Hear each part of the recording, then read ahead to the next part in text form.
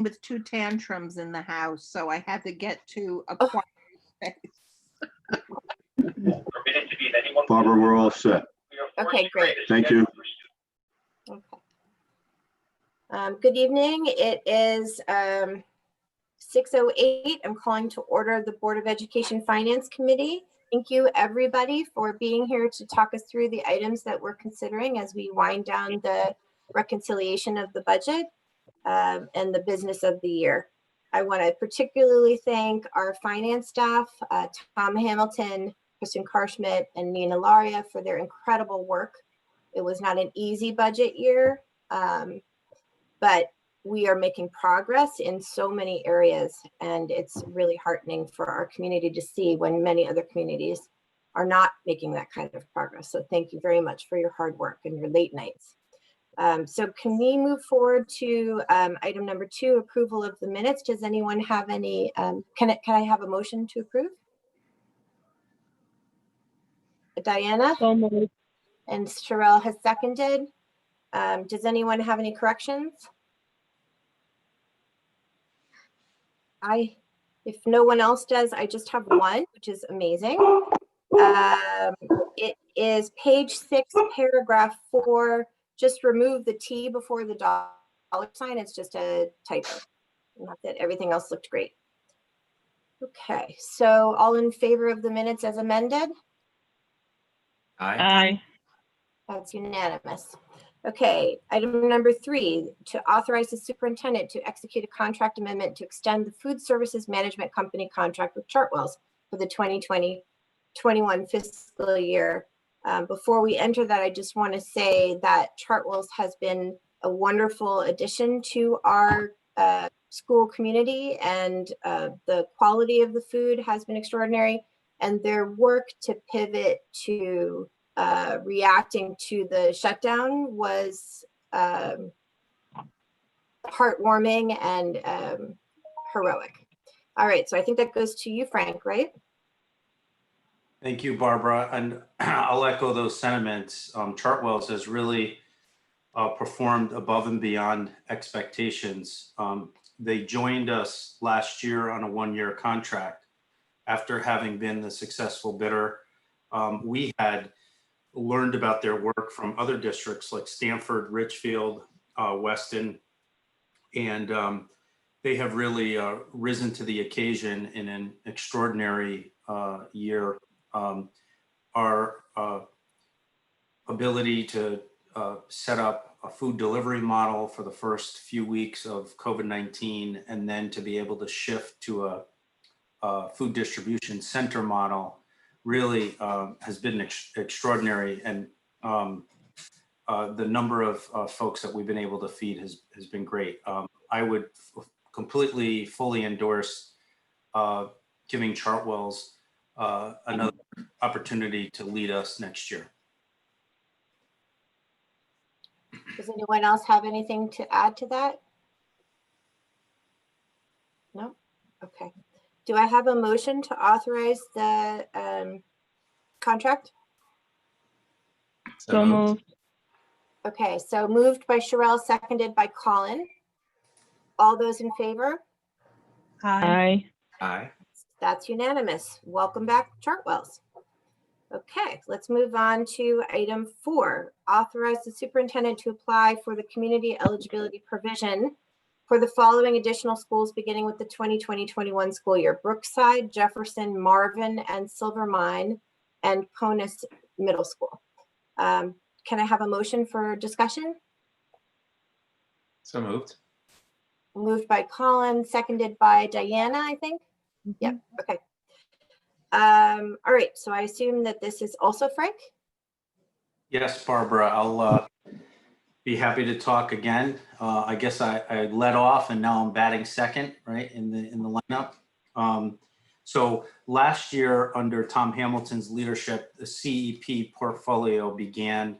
We added 2 schools, Tracy and Kendall, and have had good success there in terms of not feeding more children and not seeing a growing deficit in the food services portion of the organization.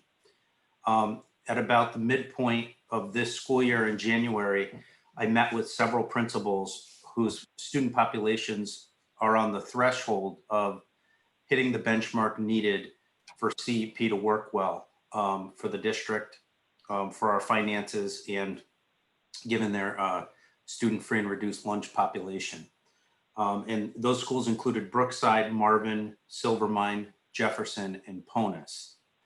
At that point, some of those schools were already in a fairly good position to become CEP eligible, while others were on the cusp or just shy of where we thought they needed to be.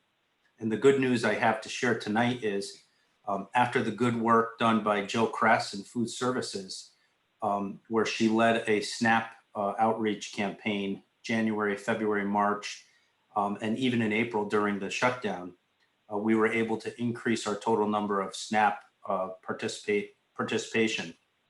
And when we ran the numbers last with Chartwells, not only do all of those schools I just mentioned qualify for us, for our application, which we hope will get approved, but we also believe that West Rocks is worth adding.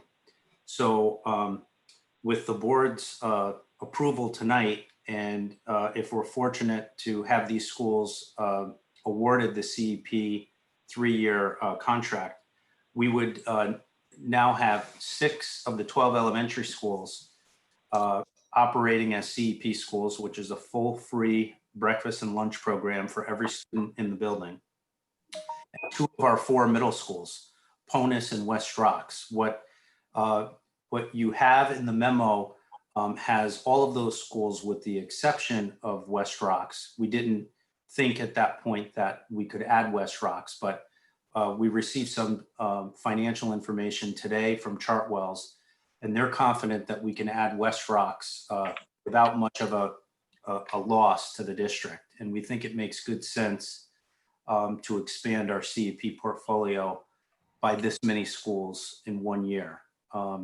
It means many more children being fed and the district not needing to worry about these individual schools being able to provide meals, covering lunch debt, et cetera. So it's really a win-win.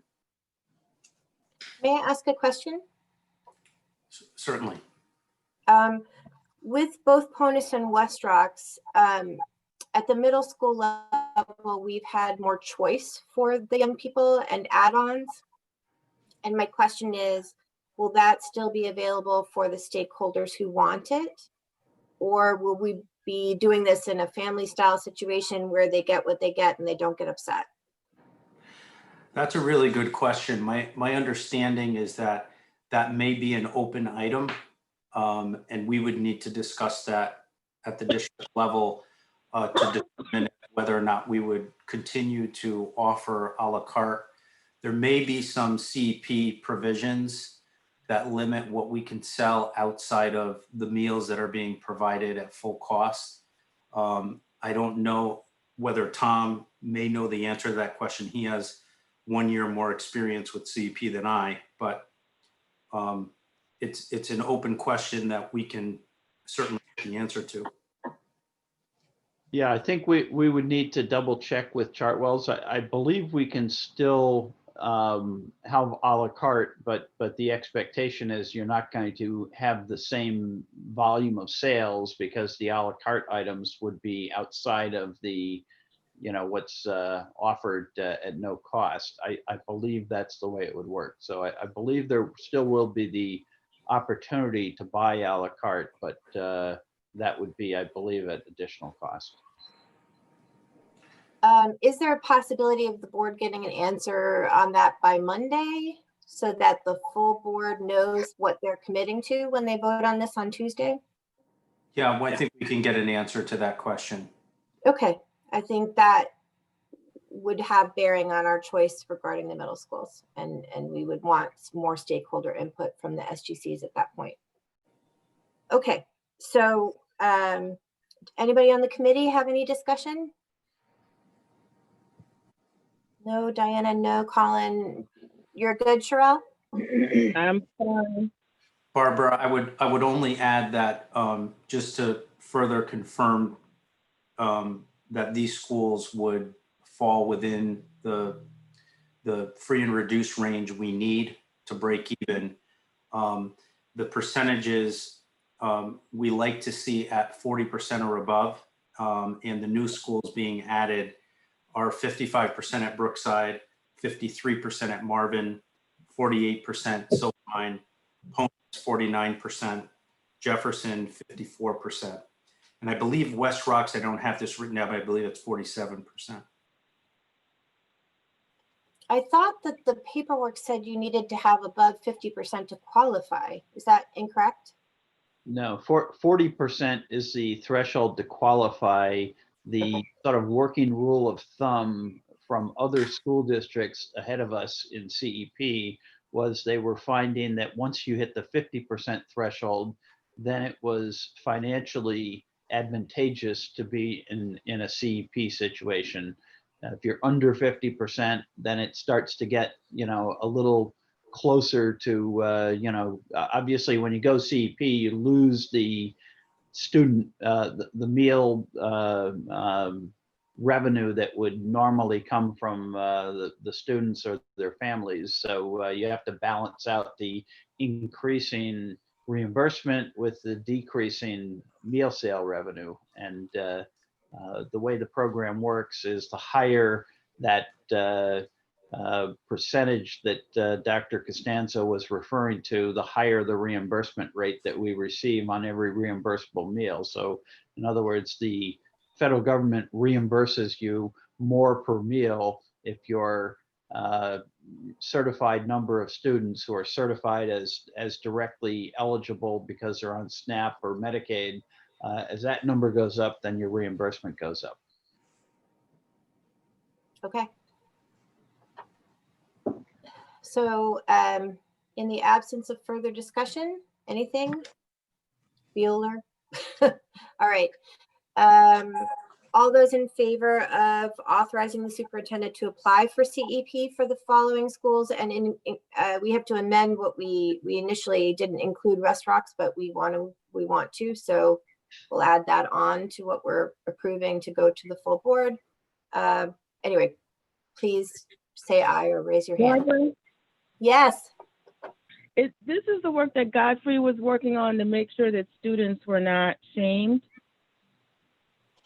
This has been ongoing work for a couple of years, and it definitely does stem from the lunch shaming conversation, because every school that goes to CEP, the lunch debt problem goes away. Right. Okay.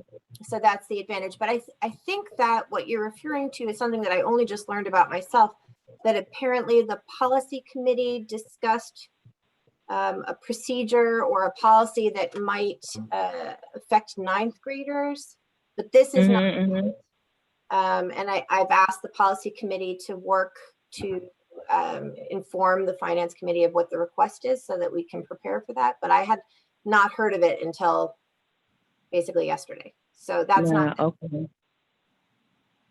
I'm sorry. So that's what? That is not this, because Okay.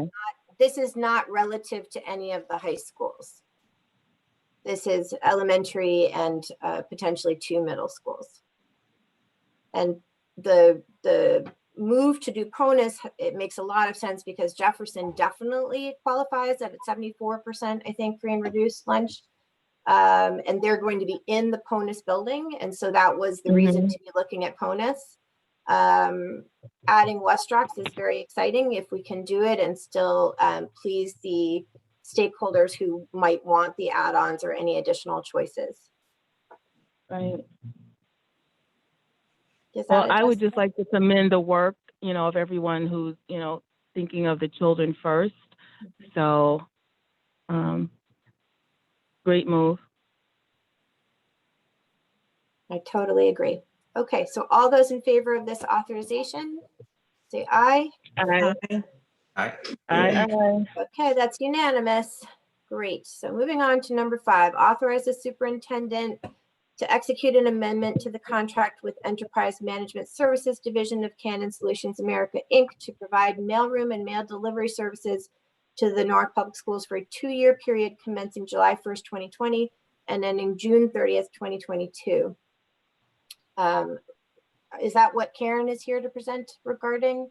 Yeah, I'll introduce it, and then if there are any specific questions, Karen is here to answer questions. So just by way of background, 3 years ago, the district joined with the city in putting out an RFP to, in our case, outsource mailroom services for the first time. In the case of the city's mailroom services were already outsourced, but it was, their contract was up for renewal and it was time to rebid the services. As you may recall, in the collective bargaining agreement that covers custodians and security guards, also covered the one employee that we had in the mailroom service, provided that we were allowed to contract out service so long as it didn't result in any layoff of existing staff and was going to save the district money. So we elected to look at outsourcing. As a result of that bid procedure from 3 years ago, we determined that outsourcing this service would result in a cost savings to the district of some $47,000, or about 46% savings compared to what we previously were paying. In addition, it allowed the city or the Board of Education to join with the city and provide really a more efficient and more seamless mail delivery service, because previously we had the rather sort of embarrassing situation where the city was delivering mail, say, from City Hall to the Norwalk Police Headquarters, and meanwhile, the Board of Education was delivering mail from central office to Columbus School, right around the corner from Norwalk Police Headquarters, but with a different employee. And so it made sense to consolidate this operation into a single unified mailroom for the entire city and Board of Education, and a unified delivery service between our various buildings. So that was done 3 years ago. The contract provided was a 3-year contract. It provided for 2 one-year extensions, and we are recommending executing upon that 2-year extension period. There are some changes, some updates to the service. There are some additional locations in the last 3 years that have been added, but it still results in very significant savings to the district compared to the cost that we previously had been incurring. I would also point out that as with the food service, the mail room operation, which is provided by Canon Solutions of America, was also quite useful to the district during the pandemic, particularly during the first several weeks of delivery, the preparation and delivery of student learning packets. Ultimately, we decided that it just required bringing too many staff into City Hall, and we just weren't comfortable asking that many people to come together under the circumstance. But the mailroom folks were there, and they were, very instrumental in helping get those packets out for the first, I think it was the first 3 packets that they assisted with. So the contract itself, I think you have a copy of the contract amendment, which was prepared by the city law department. The cost is in your backup material. I believe it's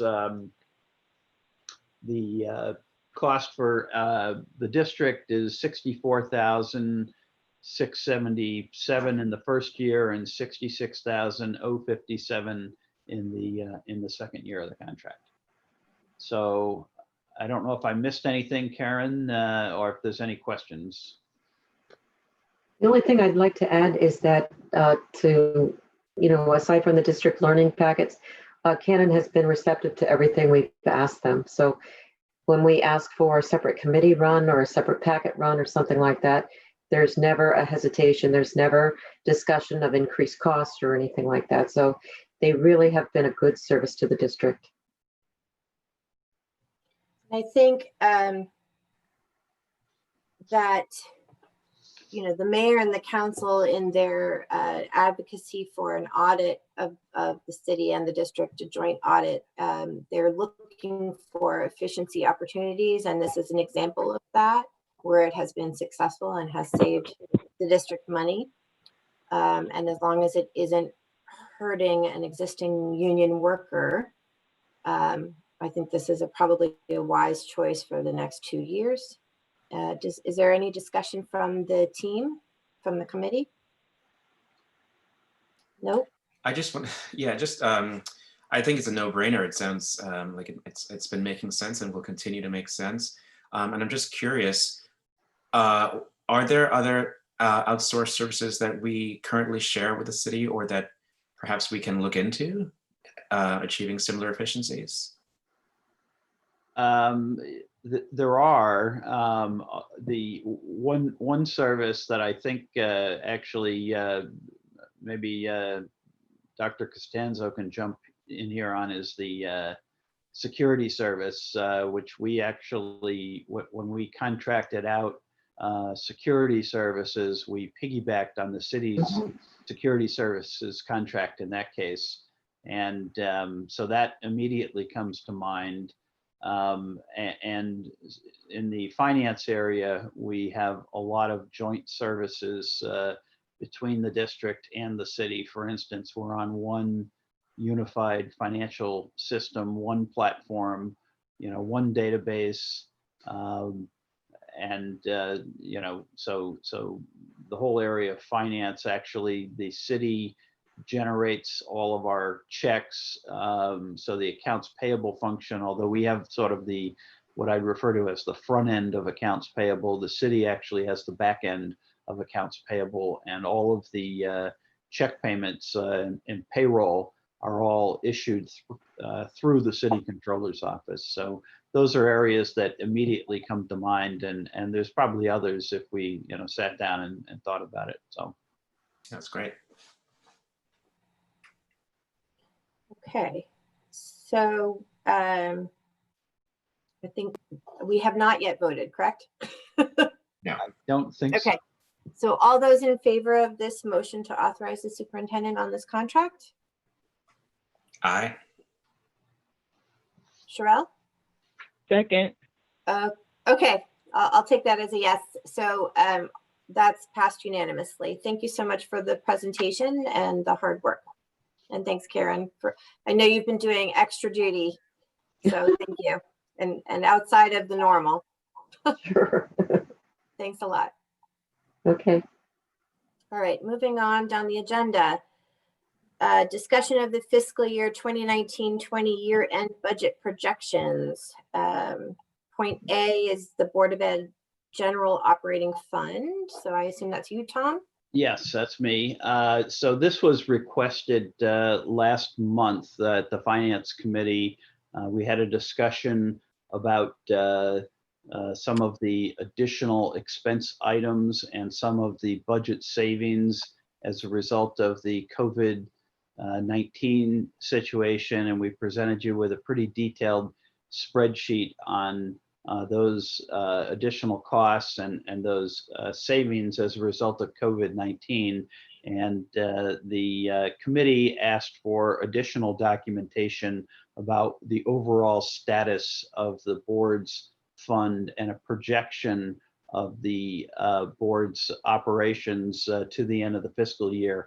And the reason, of course, for wanting this projection, as I understand it, is because our budget reconciliation, which we'll be talking about in item 7, is predicated upon the district having a surplus at the end of this year, which would then request that the city allow us to carry forward up to $1.5 million of that surplus to help fund the cost of the EL program expansion that was necessary this past year and fund that for next year.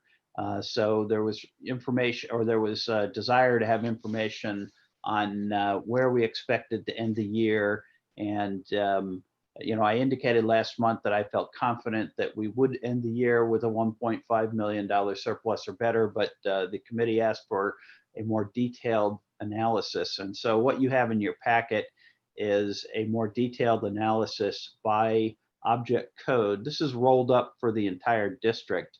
But what I've identified here is that we do believe that there will in fact be at least 1.5 million, more than 1.5 million. If you go to the third page of this spreadsheet, you'll see that my projection, which does incorporate the estimated loss in food service, which we'll talk about again in a moment, of 875,000. It does incorporate the additional COVID-19 expenses that we went over last month, as well as lost revenue as a result of COVID-19. And I'm projecting a total surplus, if you will, of $2,471,000.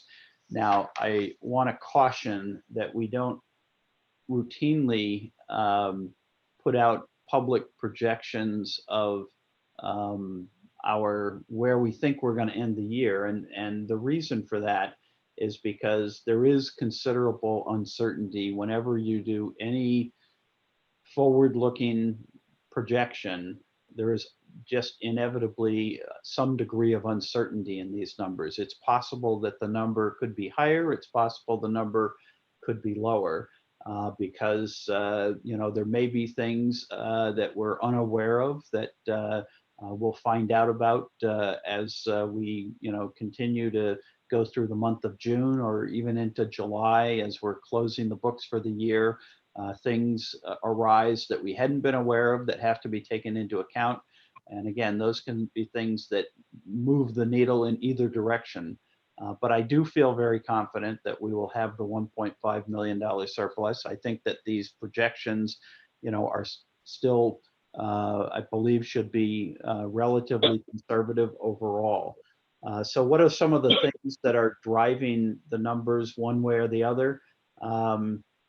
Well, there's really a bunch of different things in here. There's COVID-related 19 items. So some of our expenses are going to come in under budget because of COVID-19. For instance, daily substitutes would be an area. Yes. So sorry, could you maybe do share screen for this so that everybody can follow along at home? Because it's quite, Yeah. that way you can kind of indicate where you're looking and bring people with you. Do you have, Kristen, you don't have the whole package there, do you? I can do it. The problem is how long it's going to take me to Get to it. there. And if you want to send it to me, I can put it on the screen. I don't know if I have it. Don't have it open, and I'm not sure if I need my VPN to get to it or whether I don't need my VPN to get to it. So it's going to.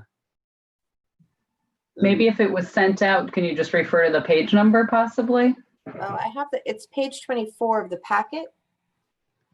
Right. So if Tom can't open it up,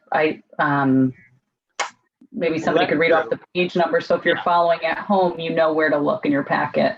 I think that's a good idea. I should be able to get the packet open here, I think. Yeah. It's just, so I can't use my computer because I'm using that for the conference, and on my phone it's tiny, but it's fine. It's fine. We can proceed. Give me a moment.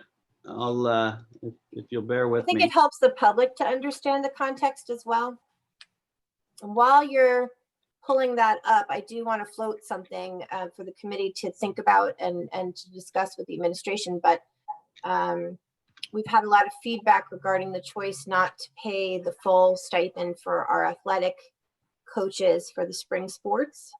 And if we aren't going to use that money as rollover, perhaps we should honor that and make sure that we are retaining those staff people and making sure that they're their personal budgets are whole. So I know that we may not know until July where we fall with the closing the books, but that may be something we would like to discuss. Okay, I'm sorry, I was getting this open, so I missed, you were saying something about the stipend, but I didn't catch Right. everything you just said. Okay, so what I said was we were trying to preserve as much as we could of rollover to ensure that we could fund the L programming. If we really think we've landed at a place where we think we have the 1.5 and we could make whole the spring coach stipends, I think that would go a long way with the community, because we've had a lot of feedback around that issue. Okay, well, I mean, that's, up to the board what you want to do. The only thing I would say, again, as I indicated, my concern would be that that because of the fact the year hasn't ended, and because of the fact that there are things that may come up that I'm just simply not aware of that can move this one way or the other, this is my best estimate of where I think we're going to land. But this is not a guarantee, because Right. there's no guarantees I can offer, basically. I So understand. that would be my only concern with that. But So can I ask a question? And this is, I'm new to being on this committee. So if we get to July and we have excess funds, but we're past the end of the fiscal year, can we use that money to close out those contracts, or does it need to be rolled over officially through the city in order to pay? yeah, I think we would need to, in that case, roll it through the city to pay it, because once we get to June 30th, I can't book new expenses against the old year unless they've been, unless we have a valid encumbrance out there. So if I've got some sort of project or some sort of item there, we ordered some equipment and the equipment hasn't arrived yet, I have a valid encumbrance that is on the books on June 30th, and I can do that. For a payroll item, I think it would need to be paid before June 30th to reflect on to be booked to the old year. But why don't you let me check into that further? I'll look into it a little bit further and see if there's any way to do that. I mean, I know it's out of the blue, but it has been weighing on us, and I think it would be nice to know if we could do that. Okay, well, why don't you let me check into that further, and I'll need to talk with the city controller about that issue. Thank you so much. I appreciate that. Okay, let's move on with the presentation. I apologize to slow down. Okay, so we now have up on the screen the numbers that I was talking about. This is the this is the first page, and I'll just scroll to the last page and then come back. So the last page is where we're showing the projection of 2,470,000 down here, after taking into account the projected loss in food service and the other COVID-related expenses that we had talked about last month. So again, as I was indicating, the savings really fall into a couple categories. One is areas where the district has experienced savings because of the COVID-19 situation. And so there are some areas like daily substitutes where we're expecting some savings because of the environment we're in now, where we haven't been employing daily substitutes. We also have some savings, the extracurricular stipends. We've got some savings in professional development that relate to COVID-19 and activities that would have taken place in June, but for COVID-19. We also have other expenses in other areas where there's really just a variance between the original budget assumption and the actual experience. And this occurs every year because, in some cases, we're putting this budget together. The numbers are really developed 18 months before, the end of the fiscal year that's now upon us. And so there are things that happen during those 18 months that we hadn't anticipated. And so sometimes that will mean expenses will be higher than we had forecast, and other times there'll be some budget turn back because of that. So some of that is in salary accounts. And so some of the reasons why we would have a variance in the salary accounts would be we weren't able to hire a position that had been funded, so we fill it with a long-term substitute, and that generates a savings in a regular salary account. Or we have an employee who leaves during the middle of the year, and it takes a period of time to backfill that position, so that creates some salary savings. Or we may have other cases where there's employees who come in at a salary that is different than what we had expected, or different than what we had assumed, because some employees come in at the first step, and in other cases, depending on their experience, they may come in at some point further up the ladder in terms of where they enter the system. So there's really a whole host of different factors that come into that. If you look at the turn back as a percentage of budget, it's really a modest number, and it's just something that happens in the course of putting budgets together.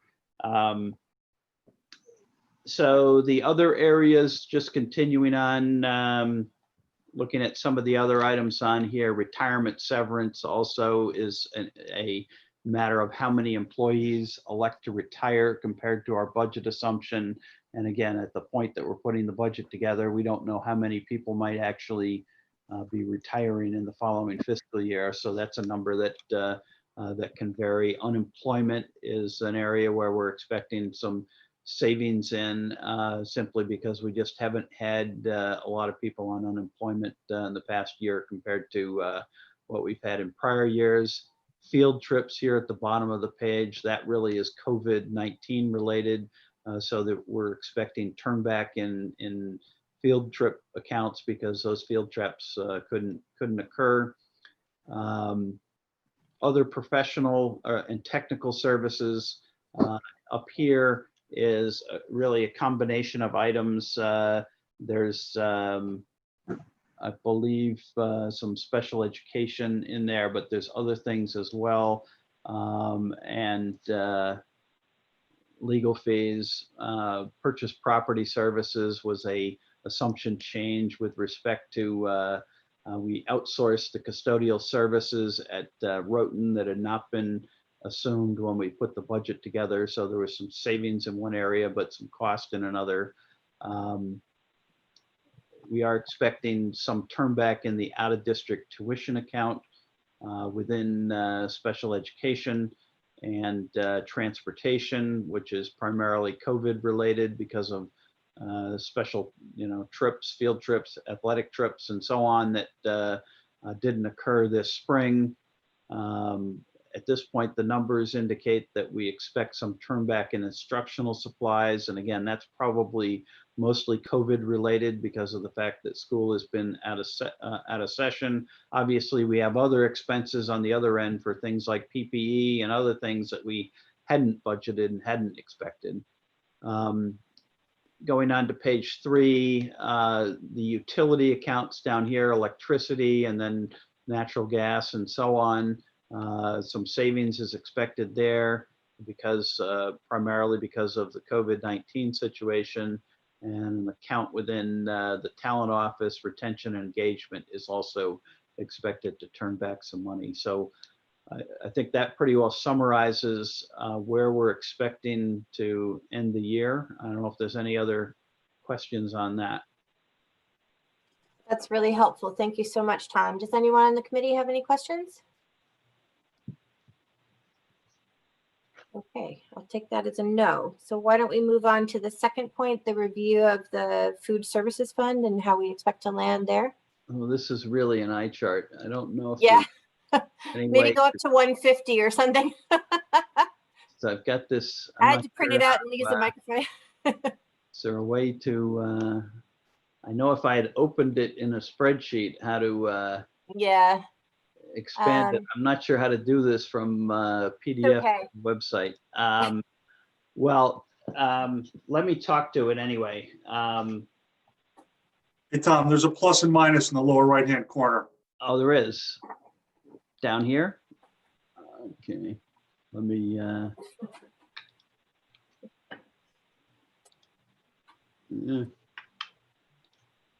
Trying to, there we go. Okay, thank you. Okay, so this is the projection on the food services operation.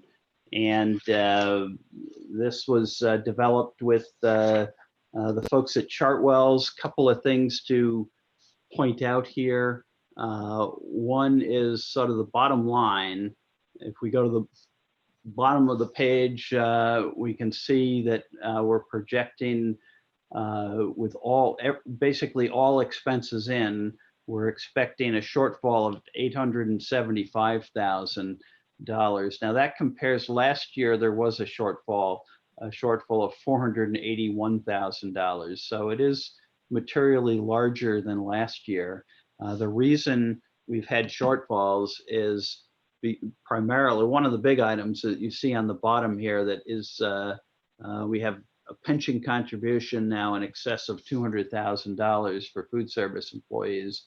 And so $213,000 for pension contribution, about $250,000 for health insurance benefits, and $135,000 for Social Security. In the spreadsheet up above, Chartwell's had factored in a sort of a standard percentage for benefits that equated to $258,000. So as you can see, these three items are significantly larger than $258,000. And that really is sort of the underlying reason why there is a shortfall in food services. So up here, yes. So sorry to interrupt. Is that something that we think could happen again? It's not like those pension obligations will go away. Yeah. So have we budgeted for that for 2021? Well, we budget for it, but it's not going to go away. No, it's not going to go away. It's an ongoing expense. In fact, next year's expense is going up to $267,000. So the pension expense is a big issue for this food service fund, and frankly, with this pension benefits, it's very hard to see how to make this operation actually break even because of those pension benefits. So, I think we have to just plan that there's going to be a shortfall of some magnitude. Now, what you can see, the original budget here up here was expected to, with a $258,000 benefit load, would have generated about a $17,000 shortfall on the year for budget. But if you add to that the $213,000, the shortfall would be at least, $235,000. So I think realistically, under any circumstance, we're going to have to assume that there's, say, at least a $250,000 shortfall on an annual basis in food service. And hopefully we can get the shortfall down to a number that is as low as 250,000, because again, last year it was 481,000. This year it's 875,000. So a loss of 875,000 is not really a sustainable kind of loss for us to be incurring in food service. But as you can see, because of the COVID-19 situation. The numbers up here, sort of what I'll refer to as above the line numbers, which means before we get down to these sort of large benefit expenses, had projected, almost break even, but the actual is going to come in $460,000 loss, so 442,000 worse than originally projected, and that's really for a couple of reasons. One is the sudden shutdown resulted in reduced revenues. Now, there are good pieces of information in here, or sort of glimmers of hope, if you will. One is I've got my cursor kind of circling this $475,000 number. That is Chartwell's estimate of the June revenue under the summer feeding program that we now have in place. And if that holds true and we collect 475,000, that would certainly be a very positive number, a great month, and a very welcome development. So I think Chartwell's has really been creative and has really stepped up. And as you know, we had the original plan to distribute food on buses, and that was working well until we had to stop that, and then they had to pivot, and we had a period of time when the Chartwell's leadership team was out of commission, and so then they came back in, I guess in April or May, and have really stepped it up in the last couple of months and really turned the revenues around. The other thing that we have also experienced, you see it on this line here. This is the food cost, where I've got my cursor. It's running at this point $268,000 over budget. And the reason for that is because of the COVID-19 situation. They had to move to a model essentially where they didn't have food service workers working in close proximity to each other, assembling and preparing food. And they moved to a model of essentially getting food, pre-prepared food delivered, and that's a more expensive model for food in terms of food cost. And but that was what the situation required, and so that's the reason for the increase in food costs, and that again is the reason for the overall increase in costs and the overall increase in the deficit. So the good news is, because our overall financials are looking pretty healthy and looking pretty good, we've absorbed, as you remember from my last projection, the last item I just showed you, we've assumed that the district is covering that 475,000, which we need to, because somebody has to cover it. And so even with that, we're still ending in the general fund in a decent place. And I think going forward, as we get more experience with working in this post-COVID-19 environment, I'm hopeful that we'll be able to narrow this loss for next year down to, something closer to what we have been experiencing historically, which is in this $400,000 range. To get it, much under 400,000 is going to be difficult with these benefit numbers down here. I guess there's some prospect that you could get this loss down into the 250 range, but that's probably the best I think you're going to do. So that's great work. Thank you. And I commend Chartwell's and you and Frank for problem solving and improving the revenue streams to prevent the loss. And I think, God forbid we have to shut down again. I hope we don't, but we're all thinking, what if we need to do that, are we going to pivot? So hopefully the operation that we have in place now, we can pivot quicker because we have a more ready model.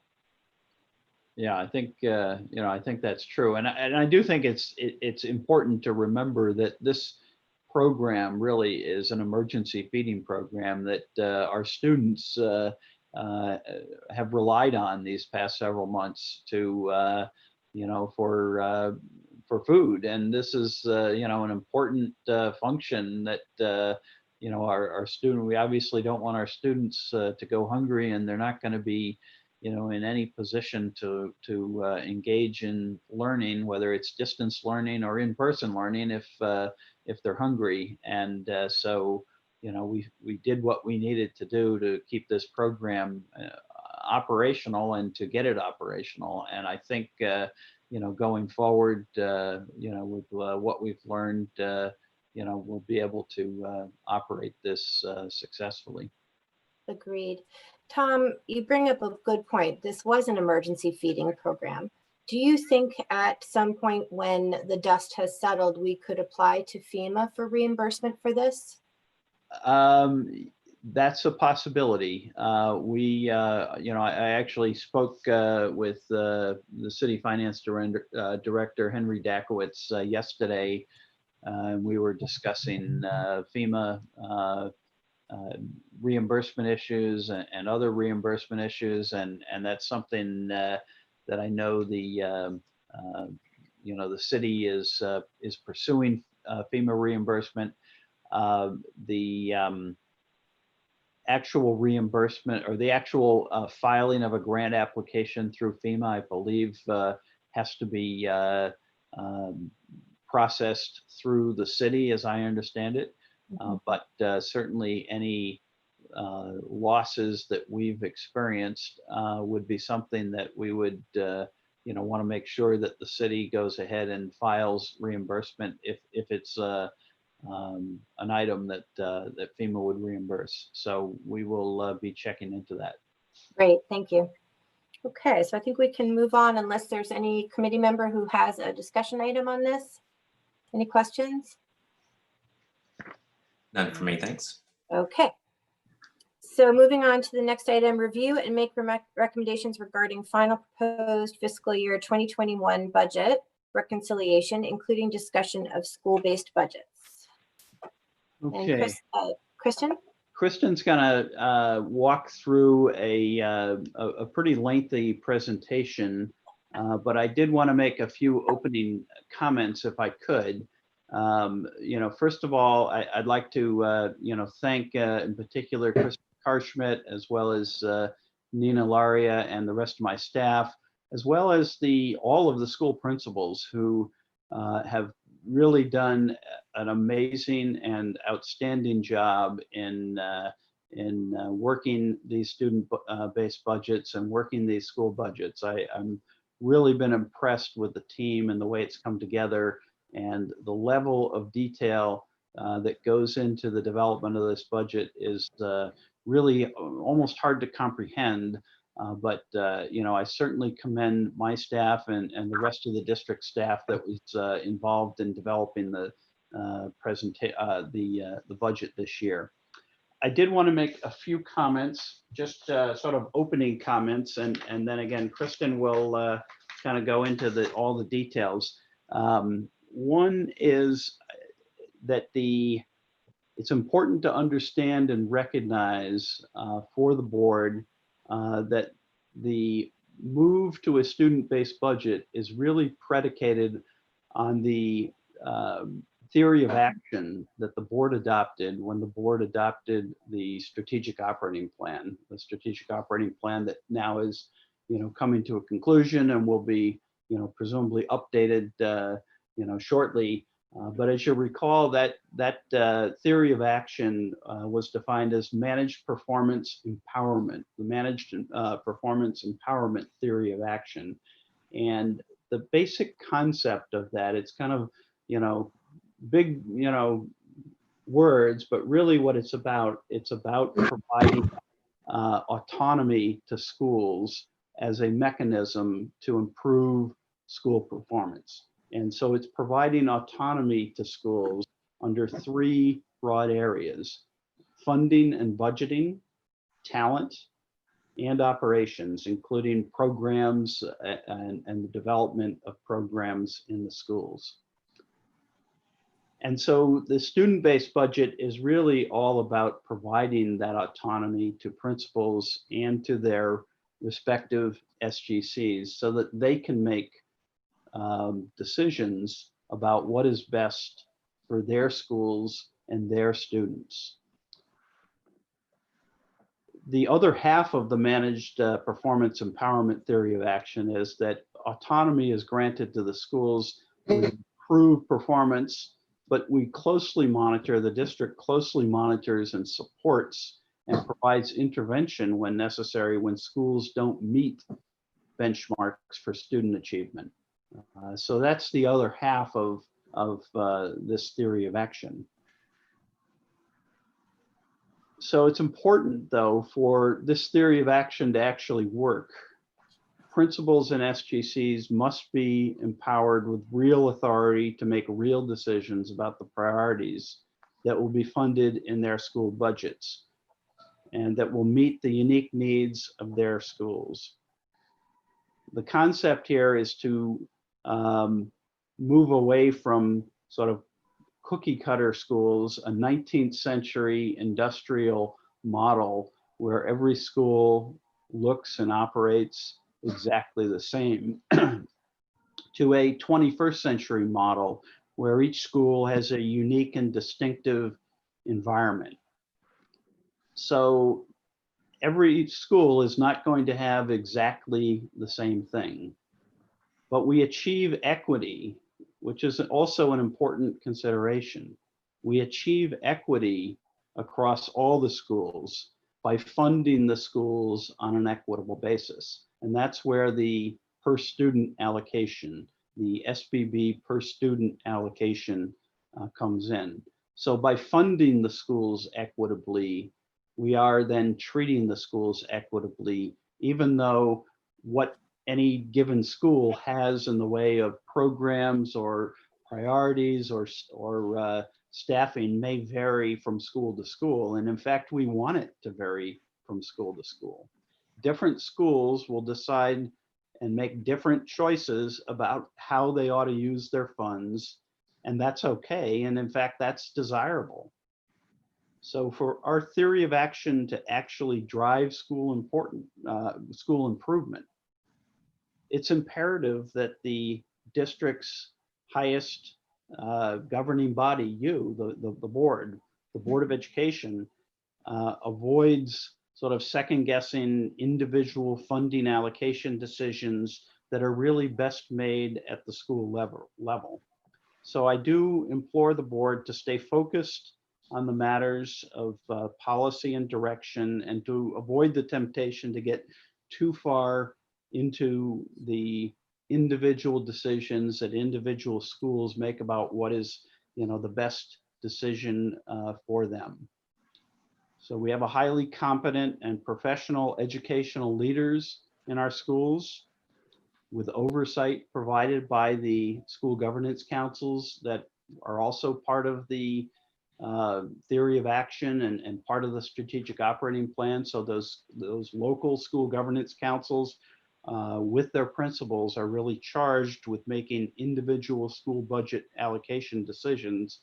And I would submit that we do need to make sure we don't subvert that ability of those principals and the SGCs to do their job. So I want to make another point is that it really is a remarkable budget that I think we are coming to a conclusion on this year. This is a budget that first and foremost, I think we need to acknowledge and thank Mayor Rilling and the leadership of the city, the Common Council, and the Board of Estimate and Taxation for the funding decisions that they have made, that Norwalk is really, really in a very fortunate place. The Norwalk Public Schools are in a very fortunate place. As you know, the pandemic has really, wreaked havoc on this economy, and a number of school districts and a number of cities and towns, including nearby cities and towns, are making decisions about budget cuts and budget reductions that are fortunately not the position that we are in Norwalk. Our neighboring district in Stamford, the school district is grappling with essentially a no increase budget for next year. If we had the same situation here, we would be looking at making $10 million worth of reductions to this budget. So I think we need to sort of keep this all in perspective. We have really I think a tremendous story to tell here, that we have a budget that is allowing us to add additional teachers, regular teachers, add additional special education teachers, add new programs, the ASL program, maintain the two highest priorities that the Finance Committee at your last meeting indicated to me. Your two highest priorities were maintaining the middle school counselors, and this budget does that. There are no cuts to middle school counselors in this budget. And it also maintains funding of department heads at the high schools, which was the second priority that the Finance Committee had suggested was extremely important to the members of the Finance Committee. So I think this is, we heard what you said, and working with the schools, we have made every effort to take that all into account and to build that in here. So I think what we have really is a budget that should be celebrated, that this is a budget that we can be proud of. This is a budget we can be happy with. This is a budget that I think we should be really pleased with where we're able to end up at. And again, I think a lot of the reason for that is because we're, unlike many other communities, we're not facing these severe cuts that other school districts are facing at this moment. So again, I wanted to just make those points before we get into the details. Obviously, you're going to have questions and you want to understand what's in the budget. We respect that, we understand that, but I just wanted to make those opening points before we get too far into the details. Thank you so much for that. And as a point of order, since Julie and Reggie and Scott have sat through quite a bit of things that don't pertain to them, is there any way we could prioritize their items first and release them? Can we go through the beginning of the presentation course. that builds upon Absolutely. what Tom just said, and then we can flip to the high schools first? Because yes, I appreciate you guys being here for support. They've all been through many meetings and many hours of budgeting, and spent a lot of time with Reginald, Julie, and Scott, a few other people on the call. So I think that is a total fair request. Great. Thank you so much. Okay, so Kristen, I will turn it over to you now, and I guess you Sure. want to share your screen too, right? Yep, I have the budget presentation, which was posted publicly. There were a few slides that were added at the end, that being the high school, because we know how many details are involved in that. And I was just working through some of the extra details, hence why those didn't go out publicly, but they will after the meeting. So thanks, Tom, for laying the groundwork on that and pointing out those important pieces. I think everything you've touched upon really puts, some additional details behind what I'm going to talk about first. So let's see. And can everybody see that? Can you guys see that my screen? Yep. Yes. Yes. Yes. Okay. So, sorry. Oh, for some reason it's not. Oh, there we go. So jumping right into the budget, where we had last left off was the board approved request was $216,522,853. The city came back and recommended $208,415,928, and that equated to cuts of $8.1 million essentially. If you jump right down to the bottom over here, what we're recommending is, in order to balance this budget, we would like to request from the city a $1.5 million carryover funds to offset these budget goals. This has been done in previous years, and we're hoping this city can work with us in order to do that. Tom had talked about this in more detail at the beginning of the meeting, and it looks like we have at least that to carry over. So we're hoping we can use that to offset the goals. 8.1 million, was pretty difficult to get to, but we did make the cuts. We made the cuts minus the 1.5. So that would bring us down to an overall budget of 209, 915, 928. Just so you're aware, every detail in the total budget does reconcile now to the 209. So we're assuming that placeholder for the carryover offset in our budget. So the 2021 budget reconciliation information requested from the Finance Committee was reconciling current proposed cuts versus the superintendent's original proposed cuts.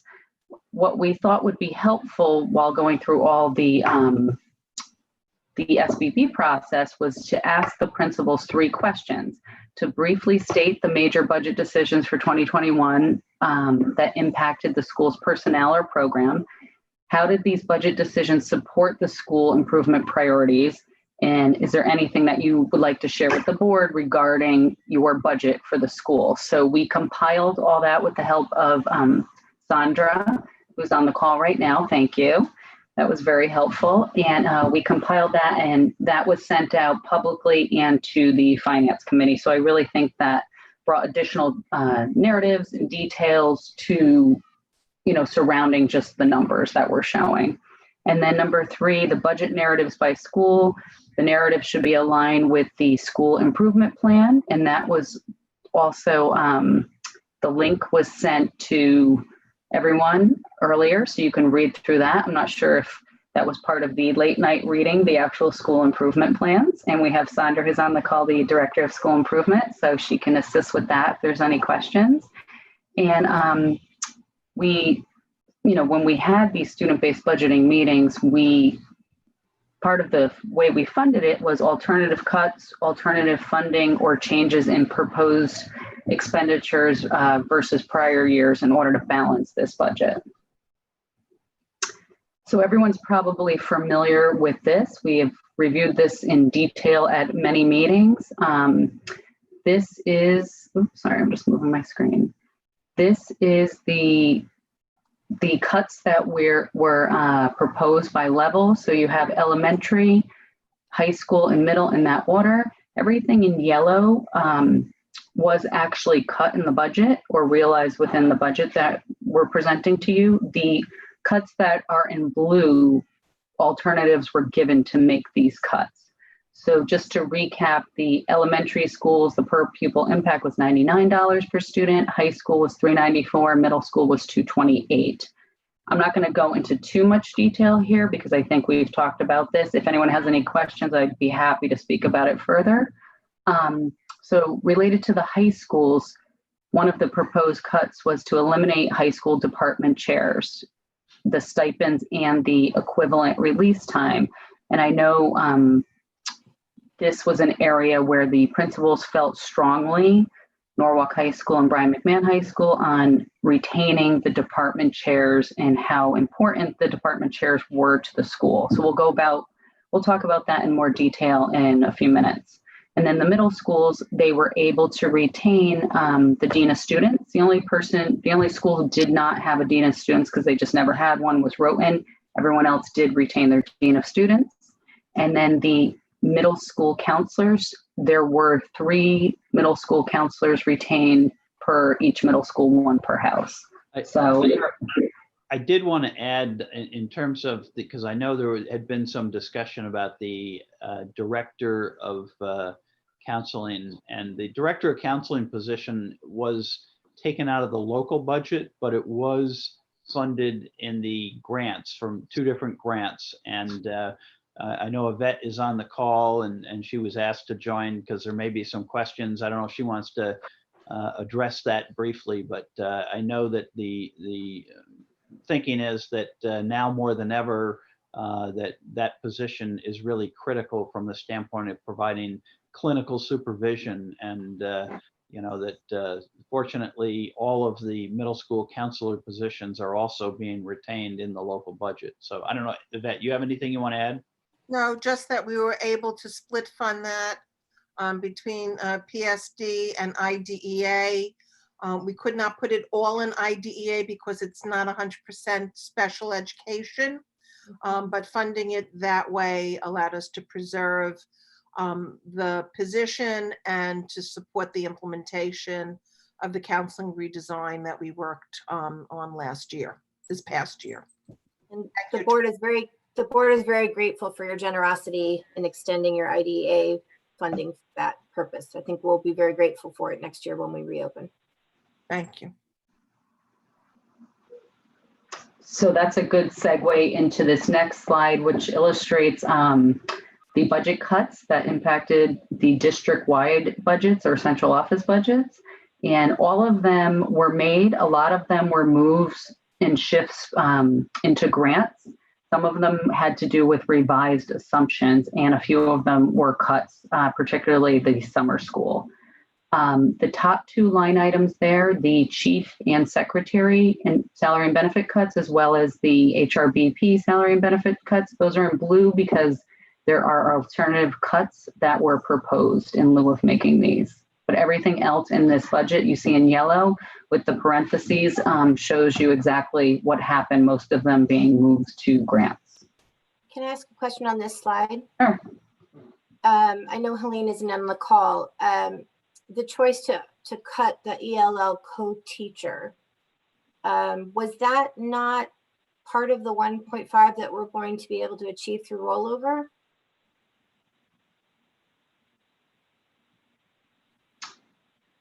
That was just a cut that was proposed. No, the 1.5 would just be a total budget offset.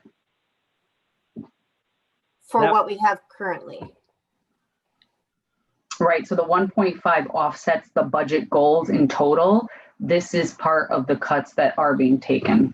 So just to be clear, that position is not one that was created yet, and it was not a position that was, correct me if I'm wrong, Kristen, but it was not a position that was part of the special appropriation for EL services. It was a proposal to go beyond that appropriation and what was funded in that appropriation. Correct. And to add additional staff for next year. So it was not a cut of anything existing, but a cut of an increase that had been proposed. Right, it wasn't part of the special appropriation, to your point. It was a vacancy that was proposed as a new position within the budget on top of the 1.5 million special appropriation. Okay, thank you. So Does that answer your question? It does. I'm still not 100% comfortable with the choice to cut, given the growth in our L program, but we can discuss that at the end of the presentation. Thank you. Okay. So we'll just talk right about the budget alternative cuts, the district-wide. So the two, as you can see there, the chief and the HRBP cuts, and then also there's two other things we're adding to this, which I'll show in a chart in a minute. We felt that looking at all the enrollment versus the demographer's enrollment, PONUS really was significantly above that. So we did an analysis and decided that it was appropriate to fund the additional students above and beyond the enrollment per the demographer. The same thing for P-TECH, since P-TECH was the magnet, as well as they're above 400 students. The demographer, for some reason, had them in at 393. We funded P-TECH at 400, so those are the amounts there. So the two cuts that were not taken, as well as these two enrollment figures, equated to $578,000. And here are the departments that had alternative cuts to offset these. Curriculum, 30,000, facilities, 68, finance, 22, operations, 15, talent, 217,000, which offsets theirs. Transportation, 15, special education, 192, and IT, 18,000. So we'll just go, I don't know how in depth you want to go on the actual cuts, but I'd be happy to walk through these. This is just a detailing of all the cuts that equal 578,000. In particular, I know there was a question regarding the special education teacher vacancy, as well as the 3 ABA paraeducator vacancies that were newly added into the budget. So Yvette, I don't know if you want to speak to that since you had already answered one of the committee members' questions on this. I'd just like to put it in context, if I may, if that's okay. Sure. I think that's a good idea. Thank you, Barbara. So, Tom, thank you. So when we prepared the budget, we have been working really diligently to stabilize this special education budget over the past 3 years. We finally got to the point where we can forecast and budget appropriately without anticipating these wide variances from year to year.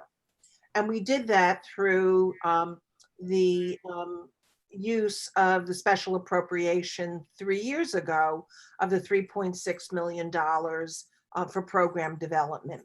That program development has happened. The out-of-district placements are now stable. We are seeing our high schoolers that were placed out of district beginning to graduate out, and the rate of replacement in the out-of-district has reduced greatly. So in the proposed budget for 2021, we had proposed set an increase of 9 teachers. That included a teacher at each high school for caseload maintenance. It included the 4th NEST class, which we had established 2 years ago, a fully inclusionary program for students with autism. It increases our co-teaching at Kendall and Brookside. So now we're looping up with the kids that we started in kindergarten. So we'll be K1 or K1-2, depending upon the school. It increases the LEAP program for kids with severe autism at Wolf Pit. Increases the transition class from 1 class at Merrimack to 2 at Marvin. It has the bilingual teacher district-wide. It also transfers 0.5 of a P-TECH position into special ed, and it restored a 0.5 at Merrimack, which was slated to cut. In addition, there was a proposed reserve teacher that was not assigned anywhere, but we kept it in reserve if in fact we had breakage in a school and we needed to put later on in the year a half-time teacher or a full-time teacher, because many more students were identified in rolling admissions, or many students transferred in versus the equalization of who leaves and who comes in. So the 1 cut is really not a cut. It goes from the 9 positions, teaching positions, down to 8. We've accounted for them all. And we believe that that 1 reserve teacher in the general fund is not needed because we balanced the caseloads. However, we will look towards funded programs should a sliver of a teacher be needed in February or March or December. So we manage that very carefully. I thought that was important to put that in the context so it doesn't look like special education is cutting staff while we continue to build capacity in district. In addition, there were 3 RBTs, ABA paras, that was slated to be reduced. This committee knows, and we'll talk about it a little bit later, of the districts and the departments' focus on moving from group 1 paras at 27.5 into a highly trained RBT at group 2 at a higher salary. Over the past 2 years, we've realized the goal, and we now have 55 RBTs in district. supported by 8 BCBA's. It's really quite unheard of for a public school district. The 3 paras here, 2 of them were reserve RBTs in case somebody needed something. And the third is a cut because one student that had a 1-to-1 BCBA was recommended to go out of district. So again, the same thinking, we've stabilized it. We do have some reserve RBT positions in funded program, and we can reduce those 2 positions without impacting service to children. Sorry about. That's okay. We all have our families in our meeting spaces. It's all about the kids here. Thank you, Yvette. Sorry about that. The Binky Fairy. Appreciate that. The Binky Fairy came to the house tonight, so That's always a tough one. took away the Binkies and left Play-Doh. Okay. Thanks, Yvette. I think that helped to clarify that. That was really good background. I And have a then- question on this Sure. slide. Does anyone else from the committee have a question on this slide before I ask? Okay. So I would just like to know what the 30,000 for curriculum represents, so I know what we're letting go of. The first 2, Barbara, I can go dig back through the details to see what that is and get back to you. I don't know off the top of my head. I'm Sorry, there's tens of thousands of line items of sorry. I detail. should have dealing sent an with. email. It's been niggling just because I know that, you know, we've whittled that department down over the last And- 7 to 8 years. And they need the Barbara, if I may, we did increase curriculum quite significantly in the grant to offset any cuts that might have been made elsewhere. So we've been very thoughtful about giving them more space within the grant. Excellent. Thank you so much. I appreciate that. Okay, moving on. Okay, so unless anyone else has questions here, a lot of these were just reforecasting of assumptions such as some of our facilities and retirement benefits. Just to talk about this slide really quick, this was a rebalancing of enrollment and level setting costs and servicing between the 4 middle schools, actually 3. West Rock's enrollment did not change. Nathan Hale, Ponus, and Roten did. As you can see, 32 students were taken from Ponus and moved to Nathan Hale and Roten. Sandra could probably talk more eloquently to that than I can, but that's basically the budgetary impact. And as you can see, it really aligns the houses and the enrollment for the houses in the schools and really creates some efficiency there. Because if one school is out of whack, you know, for the enrollment, it provides for inefficiencies in fixed cost absorption. So this is really one of the reasons, and it really helps the curriculum as well when the houses are at a certain number. So that I just wanted to illustrate this so you can see part of the cuts were to fund this as well. And then, as I mentioned previously, talking about the high schools, P-TECH has always been predicated on the 400 student enrollment. The demographer had 393, but they're well above 400 now. So we gave them the additional 7 students or $58,000. So the SB, I just wanted to talk about and add on to what Tom was saying briefly, the SBB process and the assumptions behind this, because the budget was really built upon all of this. And I just want everyone to know what really goes into it. Most people on this call, I'm just looking to see who's on this call. Yvette has been involved in the SBB process. Tom has, Sandra has been in most of them. And then obviously I've worked in a lot of details with our high school principals who are on the call as well.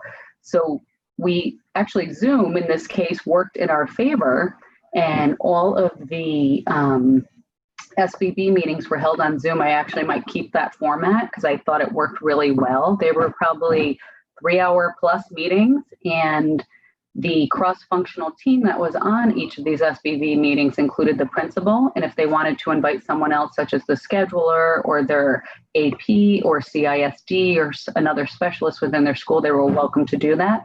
Obviously, the finance team, myself and Tom were on. We had HRBPs and talent acquisition members who were on the detailed call, and everyone was involved in that. We had Sandra who was on a lot of the calls, either related to school improvement or grant support. We usually had the supervisor of the principal at the school or a corresponding chief on the call. Yvette was on the call, as well as Stacy and the administrator of the school. And we really went into a lot of detail. Part of the reason we were able to make the cuts and really come out in a better place for most of the schools was we really brought the meeting down to the core structure of looking at the roster. I mean, people have looked at rosters for hours and days, and everybody knows what a PCN is. And it really, we look to see what do the students need at the schools and what is the structure and how do we fund this? And maybe we eliminated some positions or moved some positions into grants or switched the hours around in order to give each school what they needed. Things like literacy specialists, math specialists, maybe the right teacher at the high school level and a different subject. So we really did thoughtfully go through this. And that's one of the reasons the cross-functional team was able to look at the budget and strip off things that we didn't need. Look at trends, look at what's going to happen in post-COVID world. The goal of mine of running the SBB meetings was, one, to obviously balance this budget with these cuts, and then two, really give the students the credits they needed and the support they needed in order to graduate college and career ready, and give them what they needed and not just give them the cookie cutter school approach like Tom had alluded to previously. I mean, the principals and the staff at the school and, other members of central office, especially the principals, they know what their students need and what their student body needs and what the demographics are of the school and, what the test scores are. So that's why I truly believe in student-based budgeting, and it gives the students in the school what they need to run. So just wanted to say that before we began. We've vetted out everything. There's, no stone unturned. We utilize grants wherever possible. We talked to curriculum and got curriculum and talent guidance. We worked out all the HR issues. We made sure everything was tied up as far as contract and salary. We accounted for all stipends that weren't in the contract or maybe removed, and maybe that's part of the way we got to where we needed to be. We looked at non-wage expenditures and what was required and what were the trends of the school and what were the future plans for the school. Maybe they wanted to create an art integration program and we wanted to really invest in that instead of, chairs, but maybe they wanted to put some money into the theater program, and we had thoughtful discussions about that. We also allocated magnet funding appropriately in line with the magnet theme and reviewed that. And then we thought it was important to retain the 1% enrollment for 1% holdback for enrollment influxes. The feedback I've gotten from that is it really helps. It's like a safety net because we do always get enrollment influxes. So we have a whole methodology on how to account for that. And it really does save the schools and give the funding they need, at least at a minimum, or at least at a 50% rate, if they do get those influxes. We did also, which is newer, we reviewed other staff rosters that didn't impact the SBB, such as the EL staff, the special ed staff, and grant staff, and how can we really utilize grants to supplement and work with our local funding. So we probably had 25 days worth of just meetings and some prep work with principals. So I appreciate everyone who was on the call and the principals really, sharpening their finance skills up, and people can, speak the lingo. And I was really impressed because now principals look at ways to have alternatives, or what are the trade-offs and what gives them the best bang for their buck at their school. So it was actually really impressive, and it was very nice to work with everyone and look at that. So that said, we made sure we aligned with the school improvement plans, and just to note, all of the student-based budgets that are in this balanced budget were approved by all of the SGCs. All 20 schools, SGCs had approved what was submitted. So that's a good thing. And school improvement plans were also pre-approved. So both of those are two other ways that we have vetted out what's happening in the budget. Final staffing change will be approved by the evaluating supervisor. Scheduling for high schools are aligned with the program of study. The middle schools are a little more customized, but they do require the three house model. And then for elementary schools, there's choice-based. We're getting more and more into that, a choice-based feeder and a pathway.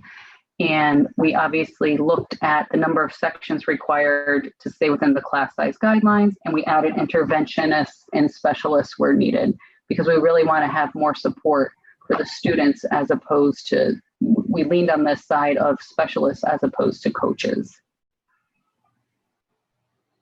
New items that were added into the SBB for 2021, we focused on stipends more and more, because that drives a lot of the funding that's utilized in the budget.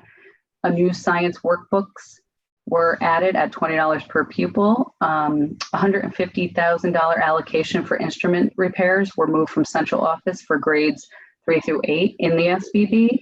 We adjusted the security guards to be a total of 7 hours at each school at a minimum, and we put the new contract rate in. And then the curriculum department and Dr. Katona had recommended, wherever possible at the middle school and elementary school level, to increase the music teachers to better align with the schedule and, you know, split more appropriately, instead of having the teachers have driving time and, you know, give the students more support in the music area. And then we outsourced our daily subs to ESS. So there was actually a markup on that, and we recategorized that to the 330 outsourced account. So if you're looking through some of the finance detail, you could see a shift in that expenditure. So the per pupil expenditure, you've all seen this slide before. It incorporates the cuts at each level, and the per pupil remains the same, because we just took alternative cuts, but at the same level. So 8597 for the high school, 8598 for middle, and 8722 for elementary. Oops. And here's in more details. You could see everyone's base starts off the same, providing equity in a per pupil formula where the funding follows the student. And then we do layer on magnet funding by school. And that's why maybe sometimes you're wondering, why is the per pupil different by school? That's why. But the base remains the same. It's just if certain people get magnet funding, that's approved. Here's the middle school, as you can see, with all the shifts to enrollment, but we net out in the same place on per pupil.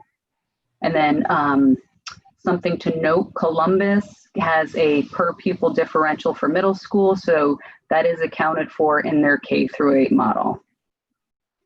And then finally, high school, as you could see, the 58,000 for P-TECH for the adjusted students.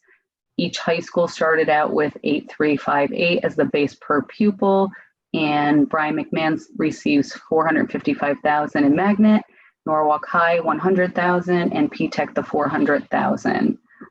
So that's why it ends with slightly revised per pupils, but everyone does start on an equitable basis. And then just to recap, I'm running through this kind of quickly because I think some of this everyone has seen before. Stop me if you have a question. So the choice programs you've seen before, the only adjustment was to the Kendall magnet. That was reduced as part of the cuts, and there's 310,000 remaining as part of the magnet funding. Everything else remains as originally proposed. So the student-based budgeting reconciliation. The schools balance their budget to the revised per pupil allocations through a variety of strategies. This is just very high level. As you're going to see, every school is completely different, so I can't just have a laundry list of all the cuts right on one slide, and that's why we're going to look at each school. So some schools had enrollment increases or enrollment adjustments. and shifts in resources. Some selected position reductions in area of low priority by the school principal and the SGC. So that student-based budgeting really gives them the flexibility and autonomy to make changes to their roster that, impact the students most. Some people were able to shift positions or funding to Title I grants where it was available. Some people had programmatic changes, such as Nathan Hale changed from TTO. And some people utilized digital learning or inventory of books or other consumables from previous years. So digital learning can also work in our favor, in future years now that we're becoming more of an expert in that area. And then we had reductions to wage accounts, such as maybe some field trips or other areas where maybe we're not going to be spending in the post-COVID world. And then a lot of the schools had a combination of all of the above strategies. So just to recap here, and then I'll jump to the high schools so we can let our nice high school principals who have had very long days jump off the call. So just to recap, elementary schools added math and literacy specialists that were all approved by the curriculum department, and they were added only where appropriate.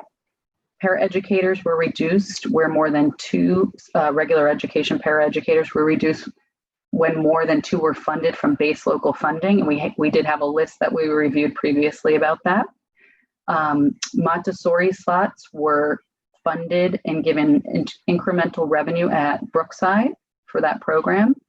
All schools at the elementary school level were luckily able to scrub down their funding, make the changes as you'll see. They were all able to retain their 1.0 CISD because they felt that it was that high of a priority. 0.6 remains in the Alliance District grant. 0.4 is funded by local funds at each school. So that's a good thing. Middle schools, all 3 school counselors were retained at each level, 1 per house. The Dean of Students was retained at 3 schools. Rhoton never had 1 on staff. Where possible, shifts were happening to library media specialists, and other trade-offs in positions also occurred at the schools, as you'll see later. New funds were initiated for instruments, science, math, and ELA consumables, and a lot of focus was put on PD for the staff. At the high school level, both Norwalk High and Brian McMahon had retained their department chairs. So that's a good thing. I know there was a lot of interest in this, and we worked really hard to get it to that point. We were able to move some things around, as you'll see. We're going to jump to that next. And then the limit of 1 stipend for each class advisor, so 1 per year, freshman through senior, was retained and 1 was cut. For P-TECH and CGS, there was a real focus on the build out of teachers at each individual school. So at Brian McMahon and Norwalk High, they maybe shifted some of their teachers to P-TECH and CGS so they could have their own direct staff. And you'll see that when we talk about that in a minute. And at all levels, we shifted the daily sub expenditure to a 330 account in case you're wondering why there's a change in that line item. Added the $20 per pupil for science consumables, and funded the instruments in grades 3 through 8 repair and replacement. And then also I have a chart at the end if anyone's really interested on the new split and modification of FTEs of orchestra and strengths teachers. So Brookside was first, but we'll skip down to Brian McMahon, if that's okay. We have Scott on the call, and this budget does intertwine with CGS, so Julie's on the call as well. And I'm not going to go into detail on this, but this just illustrates the stipends for department chairs that are paid at each school, as well as the actual release period per department. Can I ask a question on that slide? Sure.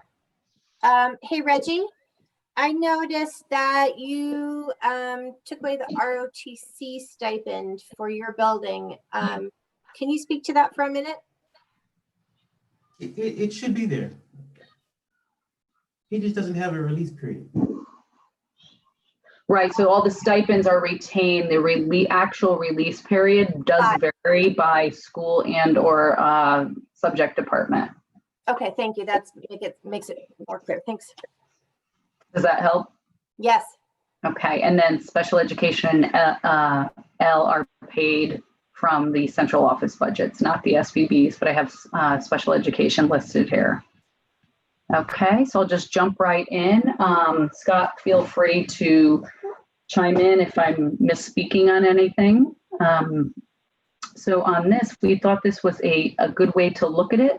There were 137 additional students service. So on a high level, what Brian McMahon had added was a PE teacher, a science teacher, increased a world language teacher from 0.8 to a 1.0, and added a business teacher. These were all from the local funds. Each teacher assumes a possible credit hour of 130 credit hours for the year. There was also an ASL teacher, as you saw in the initial budget, is now funded from grants. That was one of the shifts or the potential cuts. That is being piloted and scheduled for at Brian McMahon, although it is not out of the local funding. There was a math teacher that was replaced as part of the shift to CGS, where CGS hired 3 of their own math teachers. There was also an art replacement where the initial art teacher PCN or position was shifted to CGS. There was an EL math teacher and an EL science teacher added at Brian McMahon, as well as Norwalk High. That was part of the new ads in the EL budget. And then a Family and Consumer Science 6 teaching period or a 0.2 FTE was in the certified funding as a placeholder to account for those credits. Full year maximum student credits were 8. So as you can see there, if you do the math, those additional 137 students, that's how we accounted for those credits. So I think the other thing that we're trying to demonstrate with this slide, and maybe you have another slide on it, and if I am speaking on a term, tell me, Kristen, but I think we wanted to demonstrate here that we know that the school wanted to retain the department heads, but on the other side, we didn't want to have a situation where we retained department heads, but then all of a sudden didn't have enough capacity to serve all of the students and the additional students that were expected at Brian McMahon as the enrollment is expected to go up next year. So this slide was partly put together to help demonstrate that no, with the staffing that's proposed in the budget next year, there are enough teachers to provide the courses that the students, the maximum course load that the additional students would take. So we're not going to put ourselves in a position where all of a sudden we've got an extraordinary number of students in study halls who don't want to be there because we cut teachers to retain department heads. So I think that was the point of, or one of the points of this presentation or this slide, was to demonstrate that fact. That's exactly right, Tom. I don't know if I just one point I wanted to touch upon that I should have done way at the beginning of the presentation, but maybe we could just talk about it here briefly, is people were also concerned about the study halls with the incoming 9th graders. And I believe the scheduling, if they did want to take the 8 credits, they are able to do so. There is a space in the schedule for that. Right. I think Dr. Myers, correct me if I'm wrong, Brenda, or Barbara, but I think that Dr. Myers sent out an email to that effect. Did that reach you? I can't remember now, but she had. I'm not sure that it did, but Dr. Adamowski had reassured us that that would be the case. Okay, good. We didn't find it earlier. Yeah. Right. So we do have savings built in from the fact that not all students will necessarily be taking 8 credits. And in fact, we believe that, it's beneficial for a number of the 9th and 10th graders not to take 8 credits, because 8 credits is just too, maybe too demanding and they don't need to take eight credits in order to graduate. But by the same token, if you've got, students who wants to take a full 8 credits, we've got the capacity to allow them to do that. So. Okay.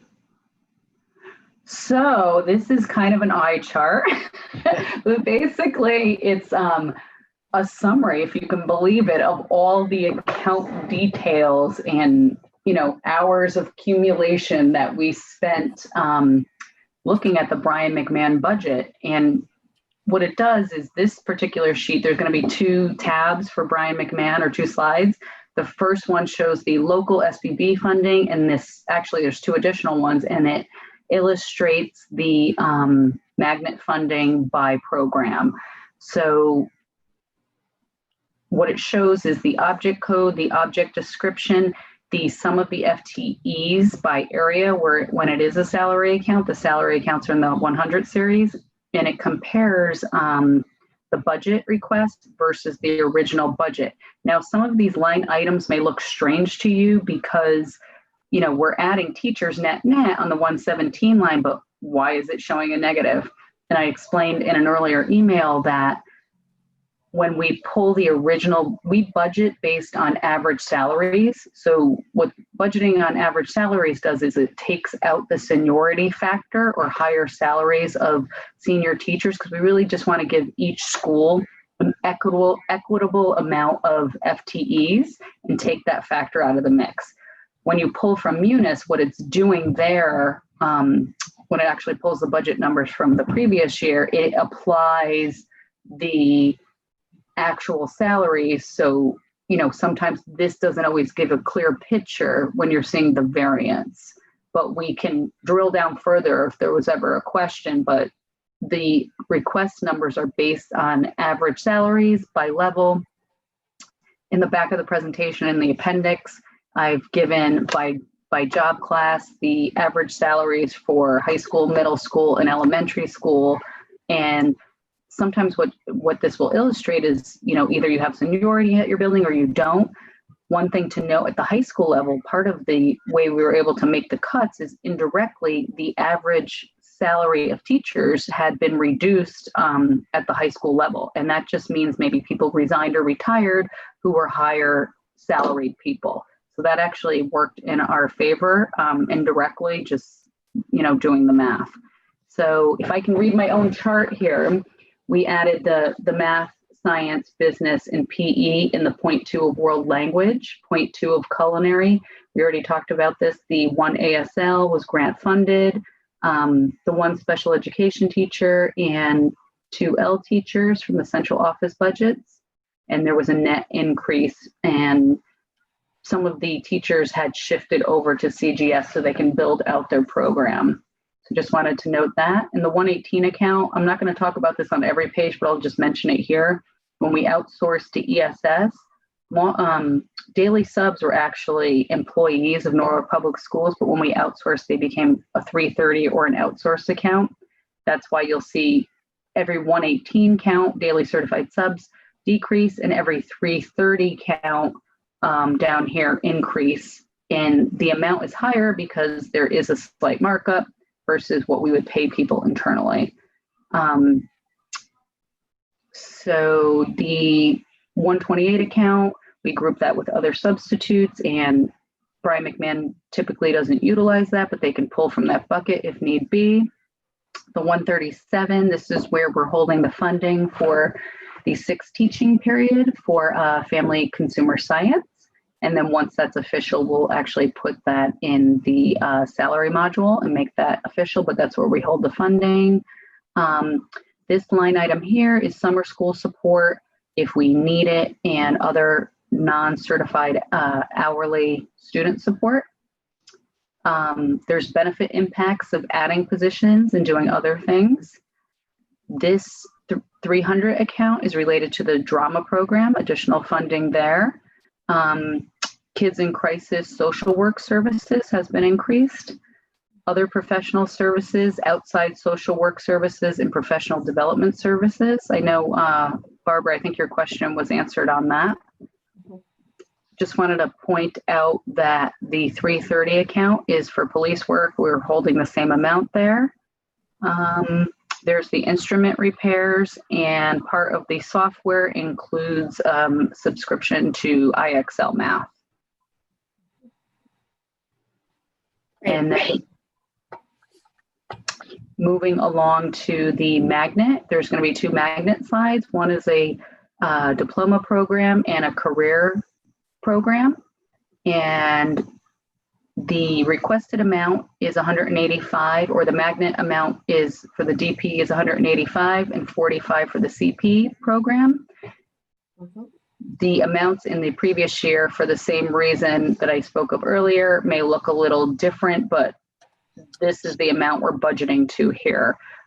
This is just the program management allocation, and then everything else is self-explanatory unless anyone had any particular questions.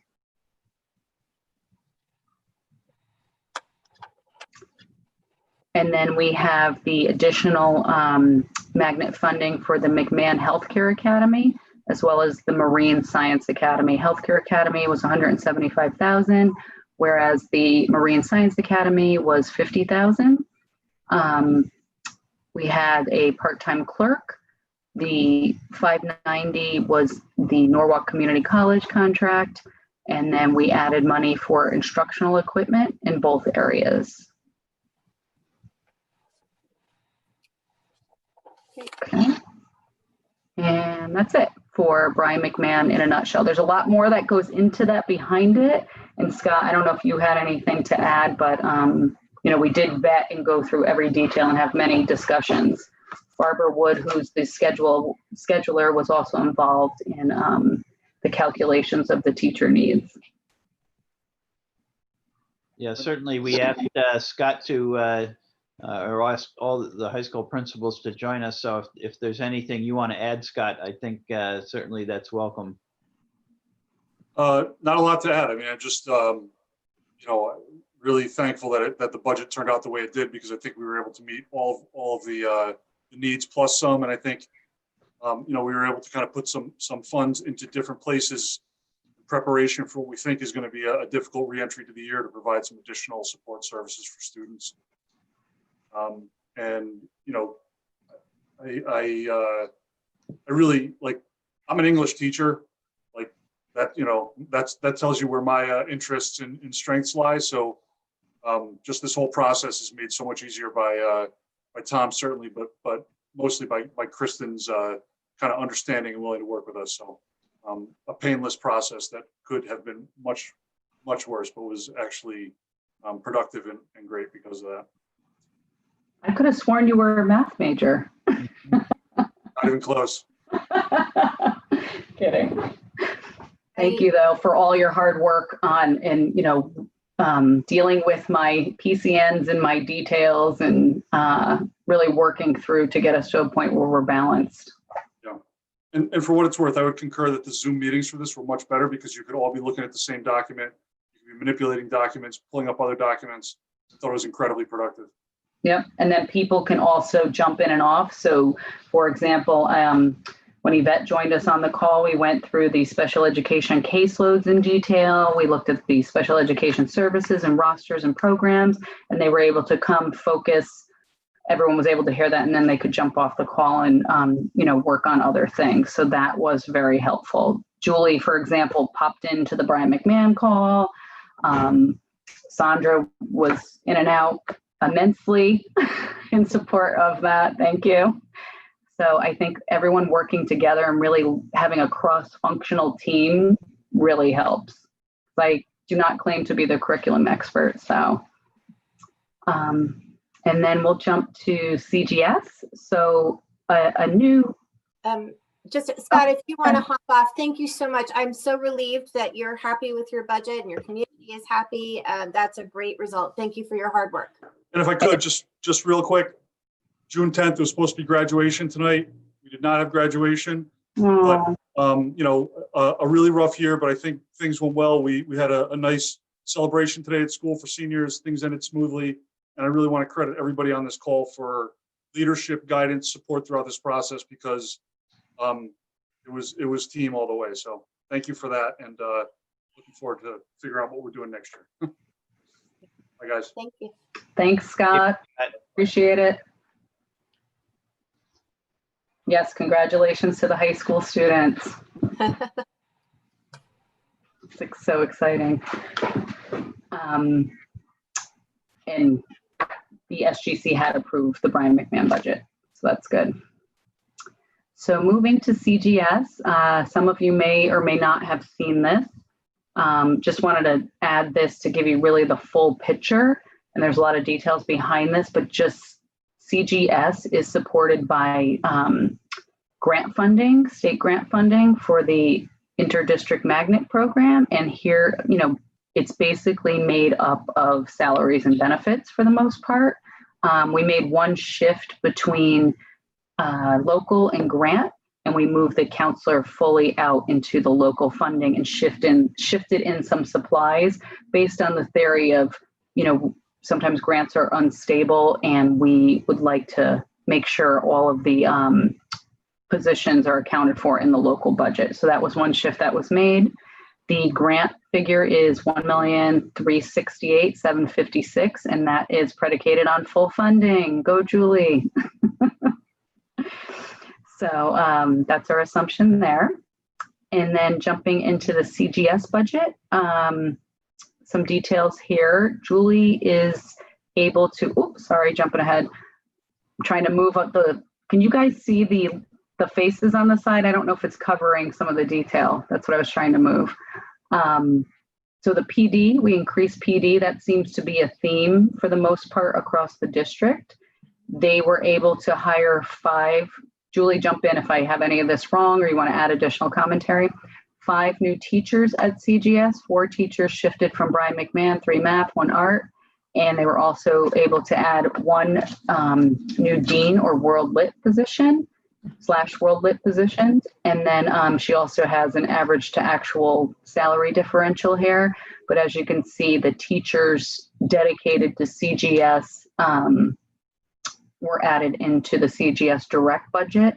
Some of the comparisons versus the previous year may look a little off, like this one here. And that's because, to be honest with you, P-TECH and CGS are newer to the budgeting process. I think CGS just recently got an SGC.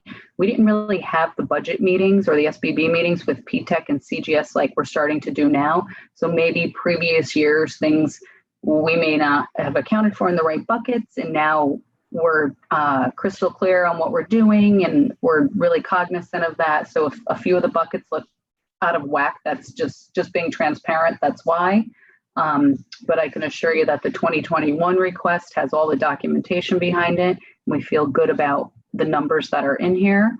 CGS to Brian McMahon is similar to P-TECH is to Norwalk High in the sense that their students, because of the size of the school, and they are their own independent high schools, share teachers, and some of their students, because of the offerings, need to be a part of the base high school classes. Same thing with P-TECH and Norwalk High. Where they differ is maybe the percentages or the funding, because CGS does get incremental funding from the state, and they are an interdistrict magnet who has students who are not direct Norwalk students attending. So that's where, so they have similarities and differences on the funding and the structure, but the idea is the same, where as the years go by, more direct teachers are going to be added to the program of study at CGS and P-TECH, hence why you're going to see these shifts this year and the years to come. So we're just working through that. Some of the details are in the schedule. Go ahead. Sorry, Tom, could the board have an update as it's available, email's fine, regarding the possibility of any adverse impact of the economic situation and the tax revenue at the state level on magnet funding? So maybe at the retreat, we could get an update if we've heard anything. Sure. I know that Julie is monitoring that, and I think the latest is it's still intact for next year for 2021, but you know, I guess we're anticipating that there could be a reduction or almost expecting there may be a reduction in the following year. And, you know, who knows, there have been years when we have seen the state impose mid-year reductions in aid. So it's possible that we could start the year and then find, oh, the funding we thought that was going to be there for this year is suddenly being cut back. Is there any proactive advocacy that we should be doing on this point? I don't know, Julie, whether you think that would be helpful at this point or not. You know, the last major cut we had came in the form of a freeze, and that was in 2014. And part of the research I did this spring actually was looking back to the last recession of 2008. And it turns out that that 2014 freeze was a direct result of the 2008 recession. It just took that long to catch up to the Magnet office. So I'm anticipating, you know, we're actually ready for mid-year cuts this year if they happen. Although I don't totally anticipate that. I think it's going to be a longer, slower, you know, we need a 5-year plan, we need a 10-year plan. So I'm not sure yet that there's anything we should be doing, but thank you for asking. Of course, I'm really hopeful that the influx of folks coming from New York City and buying in Connecticut may help our income tax revenues and bolster that. So fingers crossed. Agreed. Okay, moving on, sorry. Oh, no worries. That was actually a really important point, and Julie is always monitoring that, always calling us about that, always has her finger on the pulse. She has plan A, B, and C in the ready. So I have high confidence in her that she has backup plans. Great. We certainly do. We learned that the hard way. Yes, we have.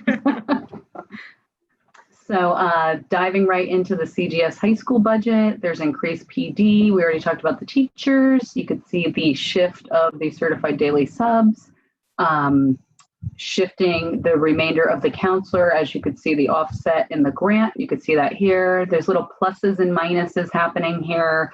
I already alluded to this $250,000 change. It's an accounting change. It's the way we were bucketing things. Like I said, in previous years, we weren't really doing true student-based budgeting with P-TECH and CGS. And now for 2021, they are on board. They're their own separate high schools. So we are being more focused and thoughtful and following the SBB process there. So I just wanted to point that out. They're going to retain the 1% like everyone else now. That's part of, you know, not focusing on SBB for them in previous years.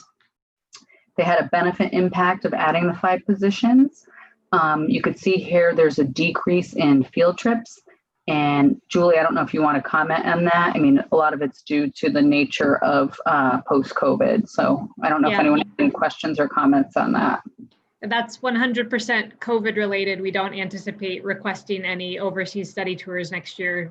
We are looking into both virtual alternatives and then making plans. Obviously, we have to see how things play out and what is safe to do and what's not safe to do, but we are planning for, you know, the possibility of taking small local or regional trips. So in the past, we might have put 55 students on a bus and gone to the Met in New York City to study Arabic art, but maybe we can do it in groups of 10 this year. And so we've increased those budgets by shrinking our overseas budget. Thank you. And then you could see the shift into the outsourced sub bucket. And then the only other big ticket item here is a potential request for a 15 student van for transportation in light of this new landscape.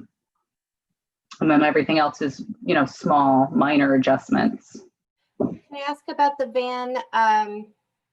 So that would be purchased and available to the school until it was no longer safe to use, which is a great investment. And could that be used?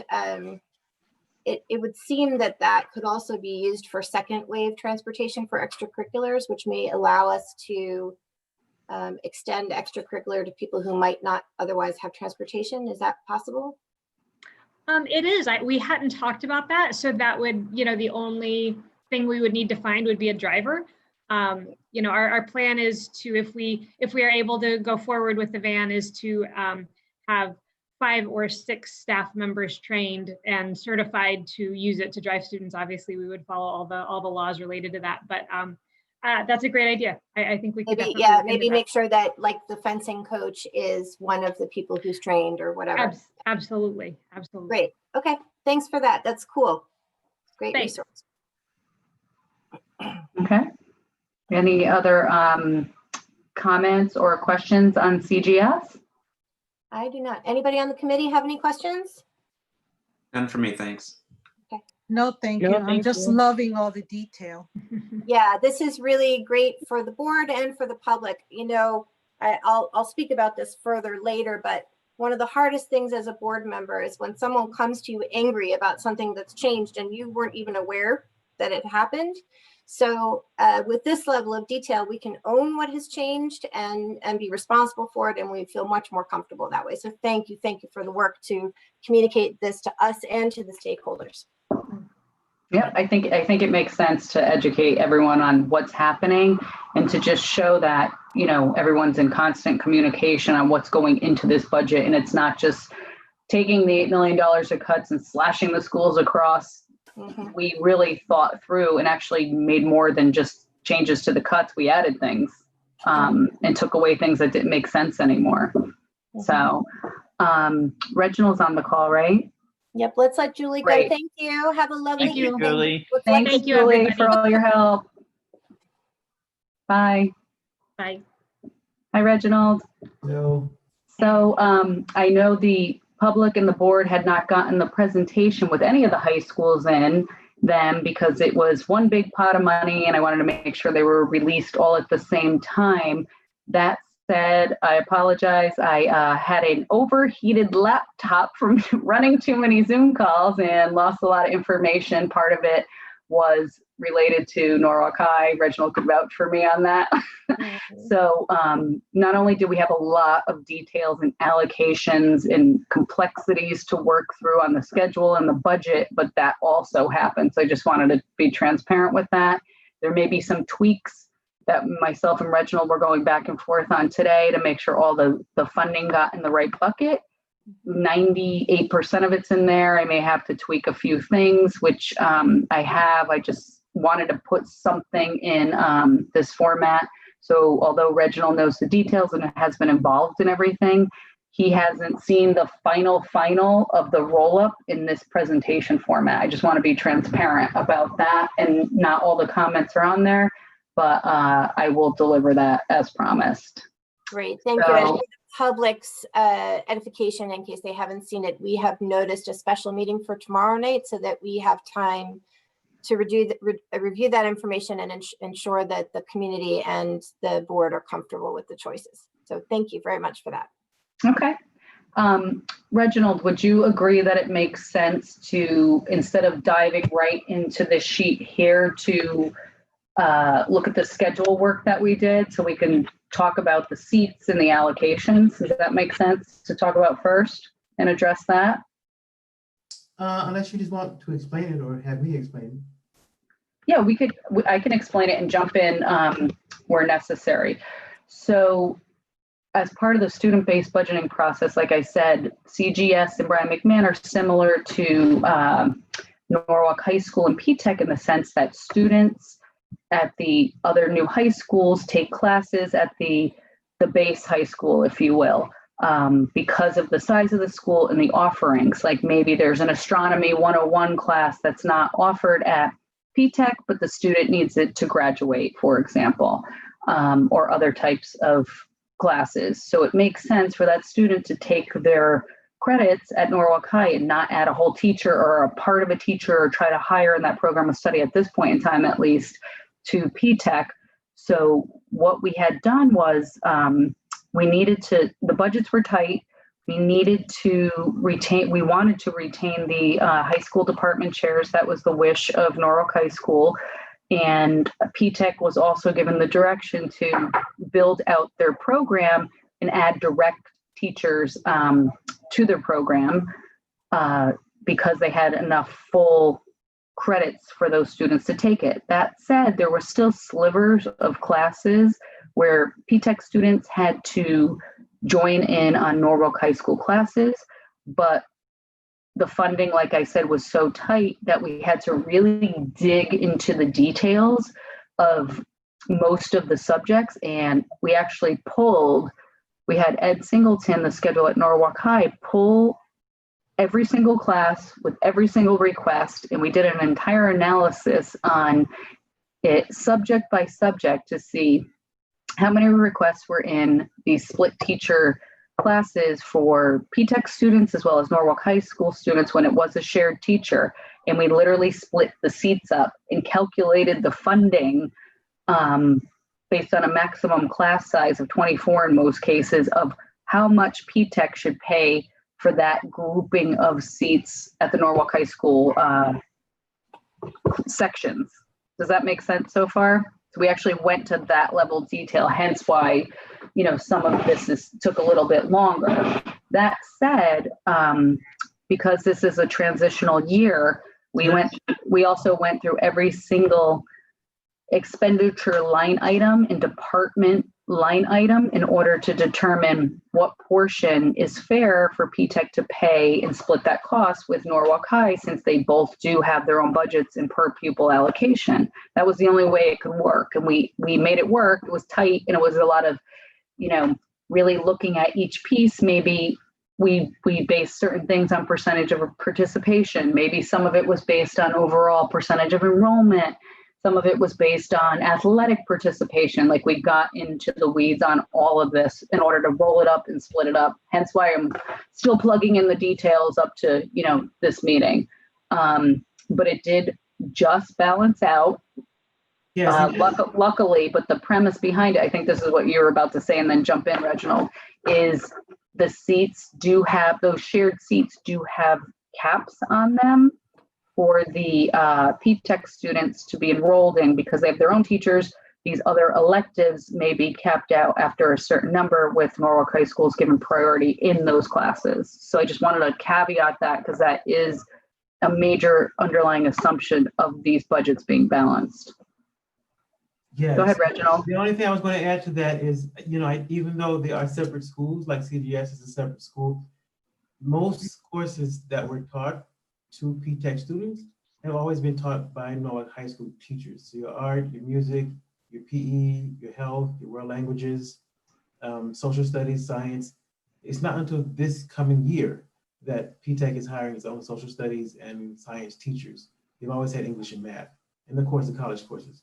So the split that Kristen is talking about is a new one, because they're offering more subjects than they have in years past.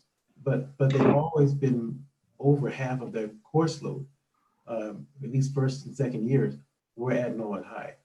And then, of course, this year there was a new thing that there's a cap on the number of P-TECH students in any Norwalk High School class relative to the population of P-TECH to Norwalk High. So if P-TECH is 400 and Norwalk High is 1505, you get a total of 1900. So P-TECH is pretty much 21% of the population. So there's a maximum amount of seats they'll take up based on there being 21%. So that takes that also applies to art, it applies to music, it applies to all the courses to maintain that balance. It also had an impact on special ed allocations as well. We're still looking at that. The number of courses that a student is taking, a student with an IEP is taking within special ed, within Norwalk High School, although enrolled in P-TECH, and we're going to be looking at that very carefully this year. Right, all of the P-TECH students take their co-taught classes at Norwalk High School. As well as their foundations or essential classes. Right. There are some students taking as many as 4 or more special education supported classes in the high school, right, although enrolled in P-TECH as a student with a disability. Right. And that's a good point. What we did realize when myself and Reginald spent hours together looking at the program of study class by class, we realized that some of the class sizes are a little smaller for the regular education students because they were more heavily weighted at Norwalk High versus Brian McMahon or any other area for the co-taught classes. That is 100% true. And we did notice that when we were looking at the schedule. Another assumption is all classes had at least, if not a lot more, 15 or more students in a class. So we were cognizant of that when we were building, reviewing the schedule and the number of teachers. So we actually calculated the number of teachers needed in each subject based on the number of requests and the percentage granted and the maximum seats by PTEC. So all this was completely vetted out. So I guess the biggest takeaway here is we were able to balance everything, knowing that there's that seat cap within those shared classes. Reginald, would you say that's one of the biggest takeaways on balancing both budgets and giving you both what you needed? There is a cap. We, SGC, our NHS, SGC doesn't completely agree that we got the full amount of the cap, but we recognize there is a cap. Right, there is a cap, and I do have a mathematical formulation with assumptions behind it that do calculate. Right now, the calculation is PTEC is paying $645,000 worth of total shared expenditures in their budget related to these shared departments and shared seats. So we did calculate that, and that was the that amount 100% correlates to the number of cap seats in the actual each subject. Karen, I'm sorry, Kristen, excuse me. It's getting late, I guess. Would you be willing to share screen on the NHS? Are we able to look at what you've actually got? Reginald, do you think it's worth looking at? I'm wondering if we show, I don't want to get too into the weeds here because we're supposed to be talking, you know, more theoretical and programmatic instead of getting into the weeds. So I don't know if it's appropriate to show some of our backup slides, or we just flip right to the financials like we have here. I just don't have all the commentary on it yet. That's what I was feverishly typing up 2 minutes before the meeting. So to finish it all up. I defer to Reggie's judgment on that. Whatever you want to do is fine. We still slightly disagree. Not you and me, Kristen. Okay. Okay, if you disagree, then I think it would be good to see it so the board understands the problem. Thank you.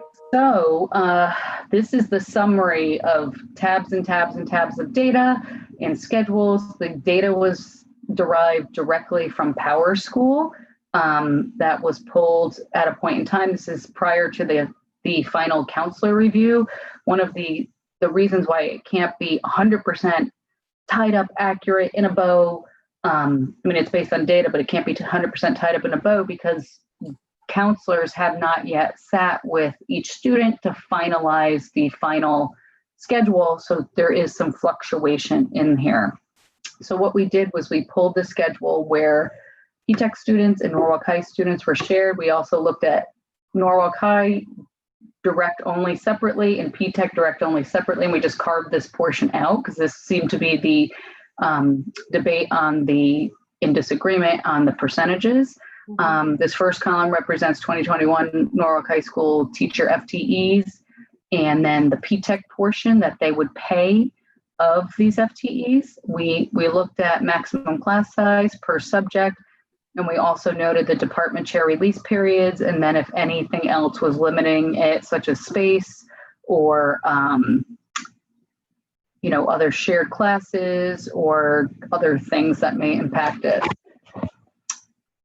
So going right up to art, for example, what we looked at was when we rolled all this up based on number of requests and percentage of requests granted, because the requests may be slightly inflated because a student may put in 4 requests to try to fit everything into their schedule and they're only granted 2.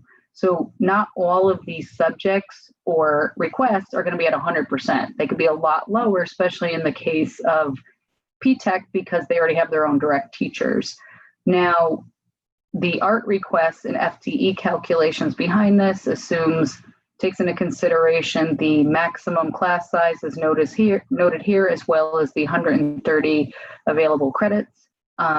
Ed Singleton, the scheduler, as well as Karen Amaker were involved in this meeting with a review by Brenda Myers. So this information was vetted and it was based on real data. This means that— Can I ask a question? Sure. Okay, so if a student at P-TECH, so we know we have 400 students and they need to take art somewhere in their 4 years. Yep. So that means that an average of 100 students will need to take art from P-TECH, and they're all serviced through Norwalk High. Yep. So I see 21 seats as the cap, and that makes me concerned that they won't be able to get their art credit. That is true. So the way that P-TECH has chosen to move forward is that they are 21% of the population. And so they want to not be more than 21% of any class that they're in. That was their choice this year.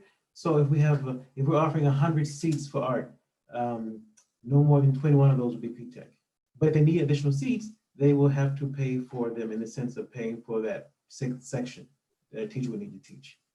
So they would make a priority. So seniors get them, and they need them to graduate, and then juniors or whatever the priorities are for the student. But that was their decision. That was the P-TECH assumption and the P-TECH choice when we were building this model. And I believe they were saying that, percentage granted what that takes into consideration as well as maybe people are putting in, or students are putting in more than one request where maybe they put 2 or 3 in to try to fit their schedule, or they really wanted that elective and they don't necessarily need it at that point in time, or it showed 3 or 4 requests where they only needed 1 or 2. But I'm not the curriculum expert to talk to that. I'm just showing you mathematically how we came up with the numbers. I get it for this year. My concern is in out years. So if only 21 are taking it, that means 80 didn't get it this year of the 100 average. And we might have an influx of need and have to adjust teacher allocations in an out year, which causes kind of volatility to the structure. But okay. You're exactly right, actually. That's right. I would have to consult Karen Amaker further on that. Sorry, Okay. I'm just not the curriculum expert in that sense. Of course. She had vetted these out and seemed comfortable with these assumptions. So she could probably add additional commentary to that. Okay.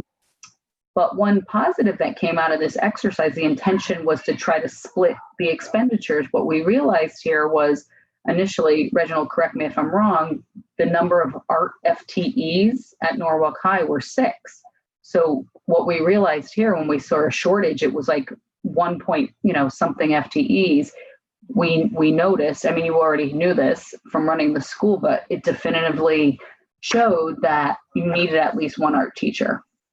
We were able to add 1 art teacher to the Norwalk High School budget and schedule, and P-TECH's budget does pick up 0.17 FTE of a teacher. So they do fund that, and we actually split fund that in the roster in the financial system. Hence, one of the other details I was trying to work out in the minutia of getting the whole budget to tie out and going into, the actual roster and splitting the salary costs as such to tie to this. So one of the things that I think of as an out year solution to this is that we know we are trying to work towards an arts magnet in this building, and perhaps magnet funding could be rolled up even prior to the building being built. And that would allow us to hire, if we get into a situation where we have a great and deep need in art, that we could meet that need. Okay. Does that make sense as a premise? You see, like, we actually vetted the numbers. We weren't, we had to base it on something so we can properly split the expenditures. And it sounds like there's some caveats to it, but for the most part, it made sense. And there may be some concerns, what if concerns, but based on the request as of today, this is what the data is showing. So I just wanted to say that. Okay, it's just that 21 is not 25% of 63. So, Right. I think, you know, No, most, that's not the way to read it. So Okay. behind these numbers, there Okay. are actual P-TECH requests. got it. Um, Okay. So 21 is 25% of the actual P-TECH student requests, not of this. This is the actual Norwalk High in the shared classes. This is the P-TECH students in the shared classes. Then there's a whole nother set of scheduling data that addresses Norwalk High and Norwalk High classes and P-TECH and P-TECH classes. So we Okay, I'll carved. stop slowing us down. Sorry. Say that again? I'll stop slowing us down. Thank you. No, that's okay. But that's an important point to understand the first one, because the same exact formula applies throughout all the classes. So in the same sense, I'm not going to go through every piece, but in the same sense, what we realized was the health PE, there were only 7 on staff. So we needed to add 8 to the total budget, where we added 1 health PE teacher. So that was going to help Norwalk High as well. There's probably even more of a need in health PE, but that got us to the point where it's stable, for lack of a better way to say it. I don't know if you want to say anything about that, Reginald. no, I mean, every year students fill out course requests and then you base your staffing on what they request, because we don't know the actual final shakeout until the summer, when counselors get together and they say, oh, you're a senior and you didn't go to summer school and you need to graduate. Or you want to take 2 classes in the same period, you have to pick one. But our budget process happens before. So we have to base it on something. So we base it on requests. So the exercise of figuring out how many requests there are and then determining staff is something we do every year. It's just that this year it's a little different because we are determining how many seats we will allow P-TECH to have based on their choice to fund at a certain max. And that can be addressed in the whole back if there's an adjustment that's needed in October. Yeah, that's a very good. There That is is a good point. back money in the P-TECH budget as well, correct, Kristen? So Yes, every school has a 1% holdback. So that's a great point. And we allocate it based within the school level. So that's a great point, Barbara. so that could be a source of if you had to add a 6 teaching period, for instance, in art, so that because they had more requests that they needed to fulfill, then that would be one way to make that happen. Right, and so we found that we needed 1 less science teacher and 1 less world language teacher, and we needed 1 more art teacher and 1 more PE health teacher. Although we also know there will be an influx in the fall, as there always is, and we wanted to maintain 1 of our Spanish teachers, but we couldn't.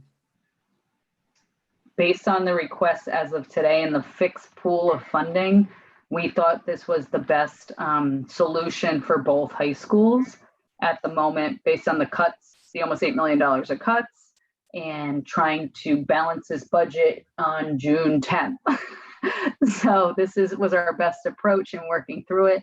And if there is an influx of students, like you said, there always is, or something changes with the credits, we will need to address it at that point. We can maybe go to the 1% or other means. So I think we have to keep that as a separate bullet point to address. So just talking about Spanish, the challenge there is the kids are required to have 3 years of language. So if we have a scheduling miss this year because we aren't staffed up for that, it could actually jeopardize a graduation situation. So is that something where we might want to consider having a reserve teacher, or at least having identified a candidate if we need to quickly, because we don't want to wait until the holdback decisions in October because kids need to start the class in August or at least early September so they haven't missed too much material. Is that something we could consider? Well, once again, you're right on the money, literally, because what happens is we cap every class at 26. Unless it's business or art, we cap it at 24. PE, we cap at 28. And according to the contract, no teacher can teach over 130. So we try to run some Spanish classes at 20, knowing we need room. But according to this methodology, we have to max it just to make it equitable, knowing that we'll get more students and there will be no place for them to go. So our way of the reserve teacher is running the classes lower, never below 20, but in this methodology, we can. Okay, thank you.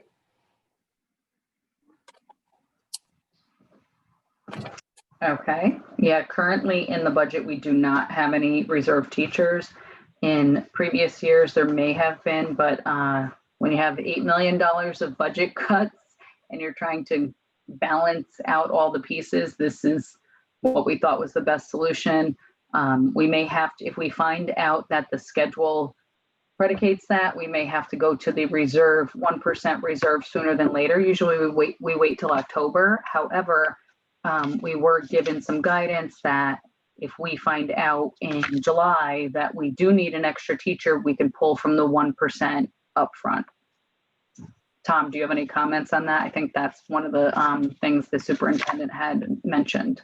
Yeah, I think we actually even did that last year at, was it West Rocks? I think had enrollment that was well above what the demographer had projected. And I think we had to add a teacher or two. And I think we did that last year from the reserve because we knew that's what, we're going to have to do. So one of the points, that has been made by Javier and his predecessor was that if we hire in June, more likely to get the more desirable candidates. So if we know it's a problem, I mean, can we post it and then not sign a contract, or do we have to sign a contract if we've posted? No, you can post it without, without filling the position, but you can't post it without a budget allocation. If we decided we were going to post it, then we would need to move the 1%. You would need to identify the money for it now and put the money in the budget line now. Okay, thank you. Right, we don't post any positions unless they have a PCN with backed up funding to it. Mm-hmm. But I mean, that is a possibility. I mean, unfortunately, I wish the schedule was finalized by the time we were tying out the budget, but it's not. That's not the case. That would just take all of this out of the mix.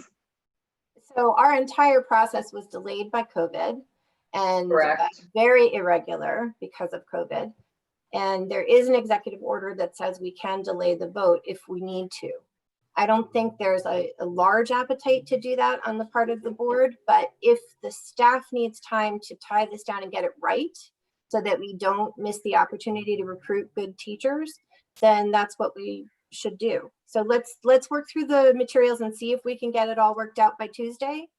But we do have that release valve if we need it. Right. I think that would cause other this is just my personal opinion. It would cause other complexities within the budget that if we can maybe, if we think it's that big a deal, we can maybe put a caveat on the 1% and address that as a particular line item instead of delaying the whole budget.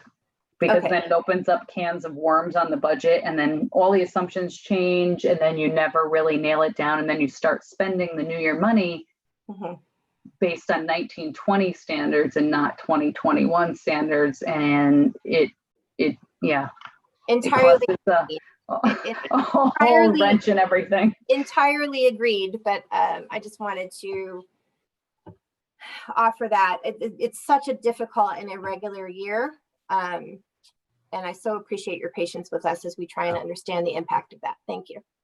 Okay. Hey, Chris, 1%. Yes. Keep moving. Okay. Or we'll be here till midnight. Not to go through this in detail, but I just wanted to show you the level of detail Reginald, Karen, and myself worked through to allocate every single expenditure. So we did spend a lot of time on this and vet everything out. So we looked through every single line and split it accordingly based on enrollment, participation, et cetera, and agreed and really talked it through. So we did do that. Like I said, this is the format you're used to seeing. Reginald has not gotten this format. I'm just being totally transparent because of all this detail and trying to work it through. And this is the file we lost. So this is the first time Reginald's seeing it in this format. So I just want to put that out there. Maybe we can, myself and Reginald could talk through this in addition in the morning to make sure all these comments are appropriate. But basically, you'll see that the teacher line had gone up. There, part of that's average to actual differential. We also see that the sub money shifted out in both of those places. This is the local SBB. The magnet funding, the 100,000, it's not much of a change from previous years. Reginald, I don't know if you want to make any commentary on your budget or, you know, add further to that, since we didn't get a chance to do a final. Can you go back to the previous Yeah. slide there, Kristen? So Yeah. at a high level, we've added a science teacher, is that correct? We've added an art teacher and we've No, added, we got rid of we replaced science where we had an overage oh, okay, I'm sorry. with I art. misread that. And we replaced Spanish where we had a theoretical overage with PE. Gotcha. Okay, so Right, so we basically swapped out, we added an art teacher, we added a PE health teacher. We, the science was a vacancy in the roster, so we removed that according to the number of requests. That one was probably a little more valid. And then the world language, obviously, we just had that debate. A world language teacher was actually just hired, and PTech was adding a Spanish teacher to their roster, so that candidate was contacted and is moving to PTech. Okay, so I'm showing from last year's approved budget that Norwalk High was at 91.21. Sorry, somebody's trying to enter the room. I'm not sure. Is that who that is? well, Tom, do you see that? yeah, I do. I guess I'll admit them and hope for the best. Maybe it's Karen. I That don't would know. be great if it was Karen. That would be good timing. Hello? Hello, who joined the meeting? Hi, can you hear me? Yes. Yes. Hi, sorry, this is Colin. I'm switching to a dial-in because my computer is dying. Oh, okay, thank you. Okay. Sorry Glad about that. Don't let it overheat. That's what happened to mine. Too many Zoom calls blew it up. So Yeah, I'm fingers just- crossed.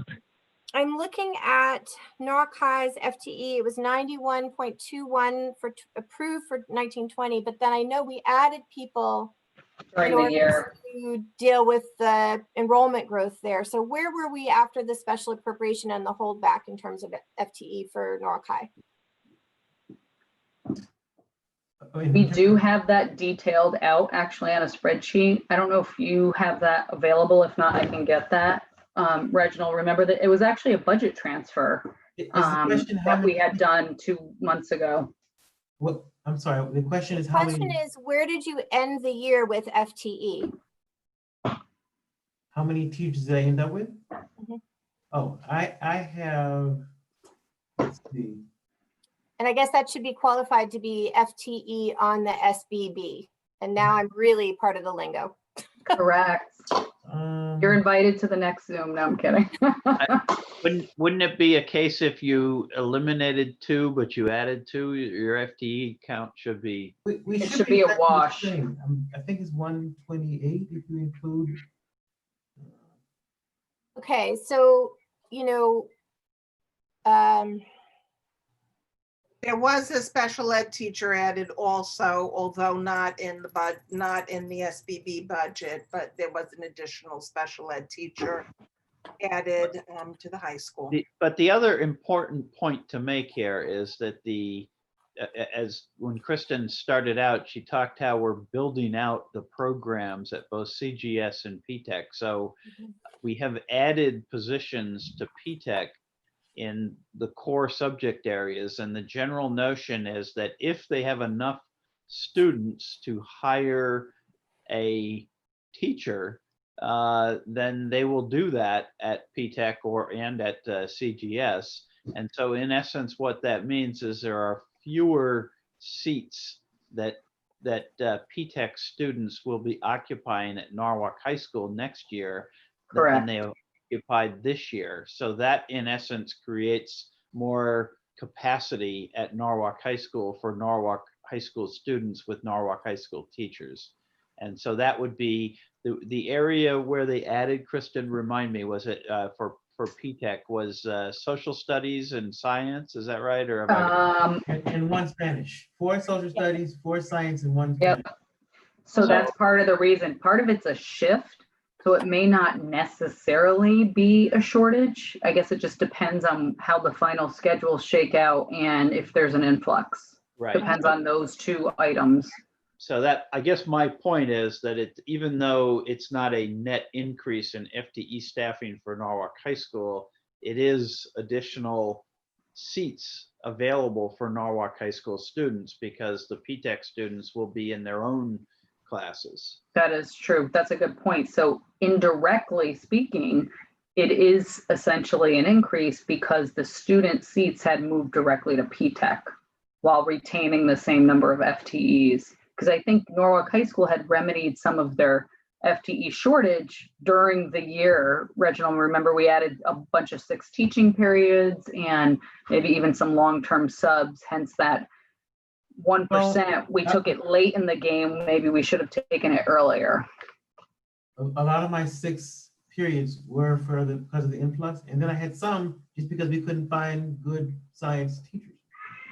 So I had people teaching because we couldn't find them. And I had a long-term sub for Spanish. We couldn't find a good Spanish teacher either. So, right. That's my point about the early hires. And I think we also have to reflect on staff morale, that we had teachers teaching 6 periods this year unexpectedly, and they were very gracious to do so. And then they pivoted to distance learning and had to reinvent how they teach. And I don't know what responsibilities or impacts are happening to our staff over the summer, but I'm not sure that you want a 6th period to be the release valve here. But we can move on and discuss it offline. But Yep. I think that's the one area we have to table is that one world language teacher it's sounding and dig into that one further. I think all the rest, correct me if I'm wrong, Reginald, all the rest of the pieces are in balance and are okay. It's just that's the one piece that's in question. Okay, thank you. Is there any questions from the committee on this? No? No. Okay. Done for me, thanks. Reg, do you have anything else you want to add? No, I think we mentioned, well, I mentioned the caveats that our SGC was concerned about, but you mentioned them as well. How will this new method block PTech students from taking what they need? But that becomes PTech's concern, I guess. Will Karen be joining us tomorrow? Maybe that could be something we can discuss with her too. I can ask her. I'll follow up with her. That would be great. Thank you. Right, because she could better speak to it than I can. And I thank Kristen for what she's been able to do with us. Our only other caveat was we wanted to make sure that we were actually getting the equivalent of those capped seats in our SBB.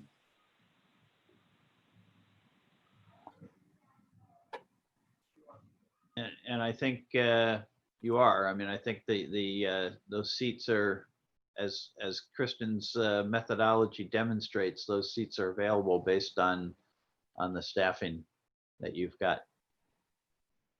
Yep.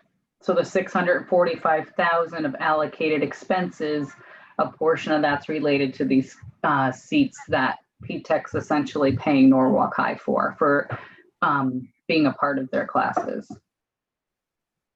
But the Norwalk High School SGC has approved the budget with that caveat that we have to be conscious of the maximum number of seats. Okay. If the committee's ready, I think we can move on to PTech. And Reggie, thank you so much for being here. Thanks, Reginald. We'll definitely reach out if we have further questions. Appreciate all your detailed work. Okay, thank you so much. Thank you.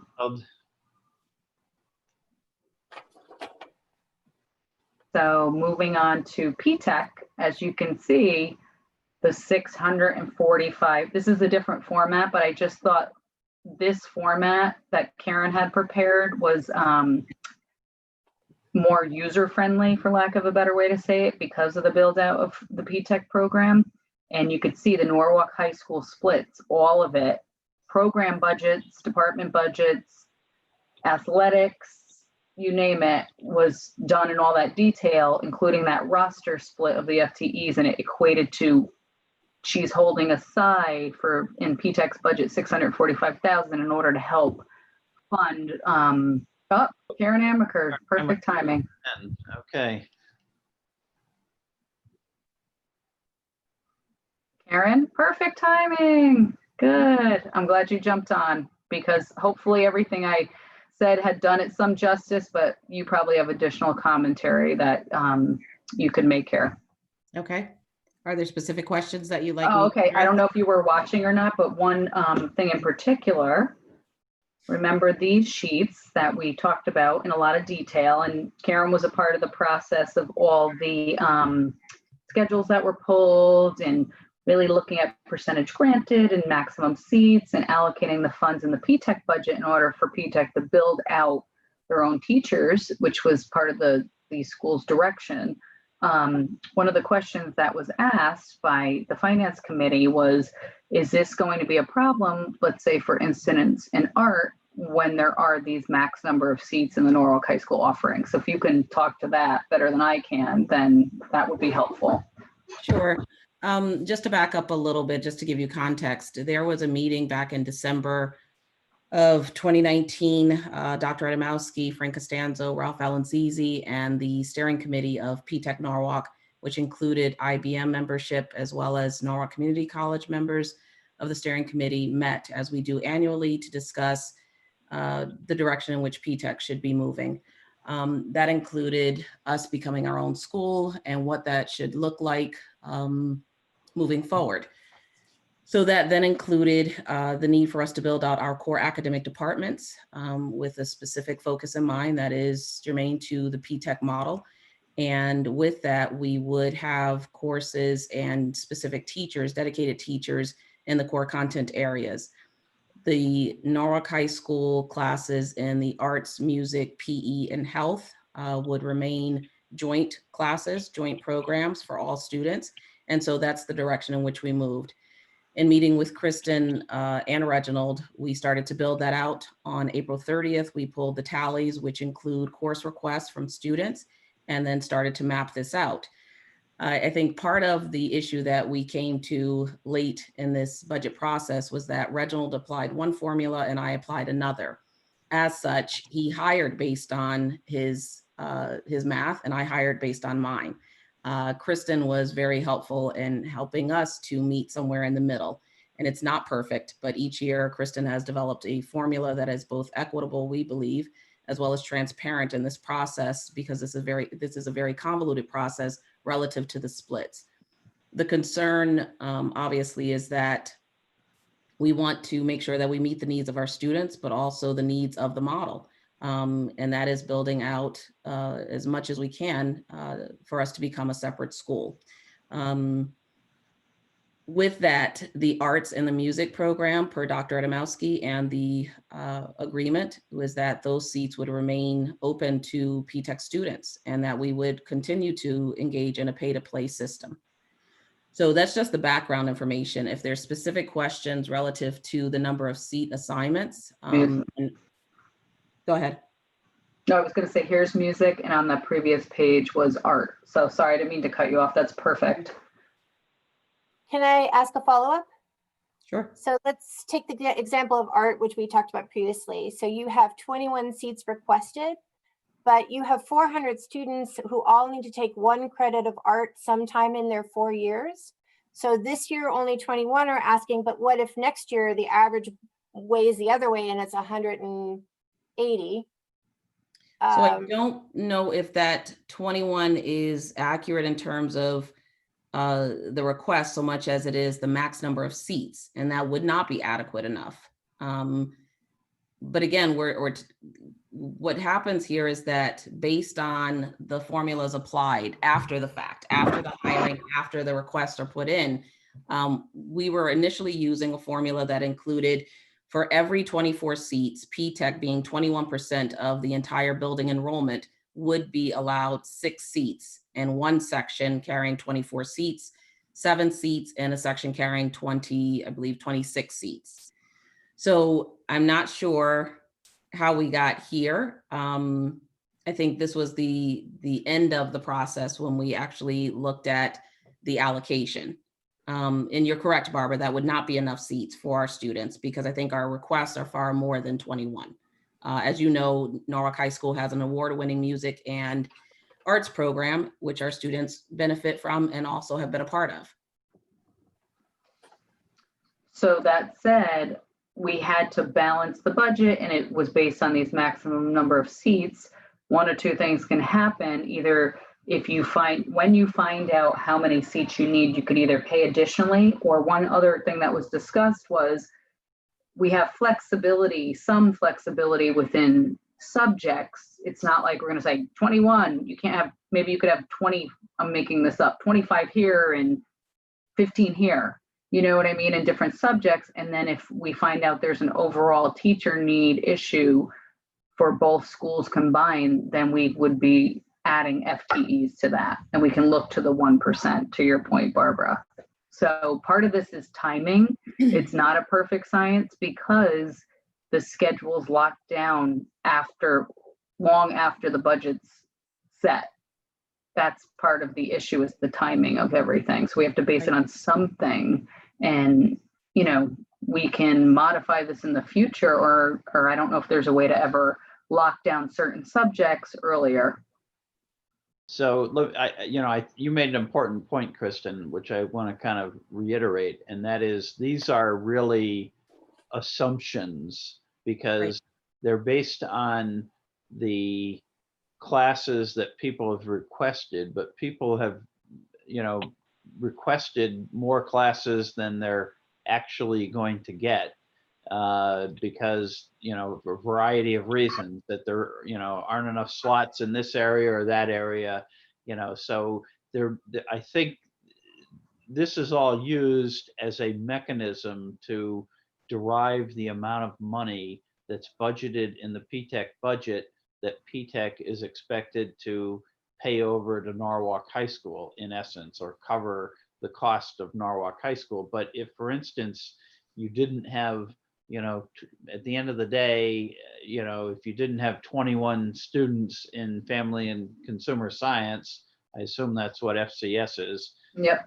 But you only had, 10 students there, you would have, 12 additional seats that would be available somewhere else that you could pay for somewhere else, and that might be in the art area or the music area. So,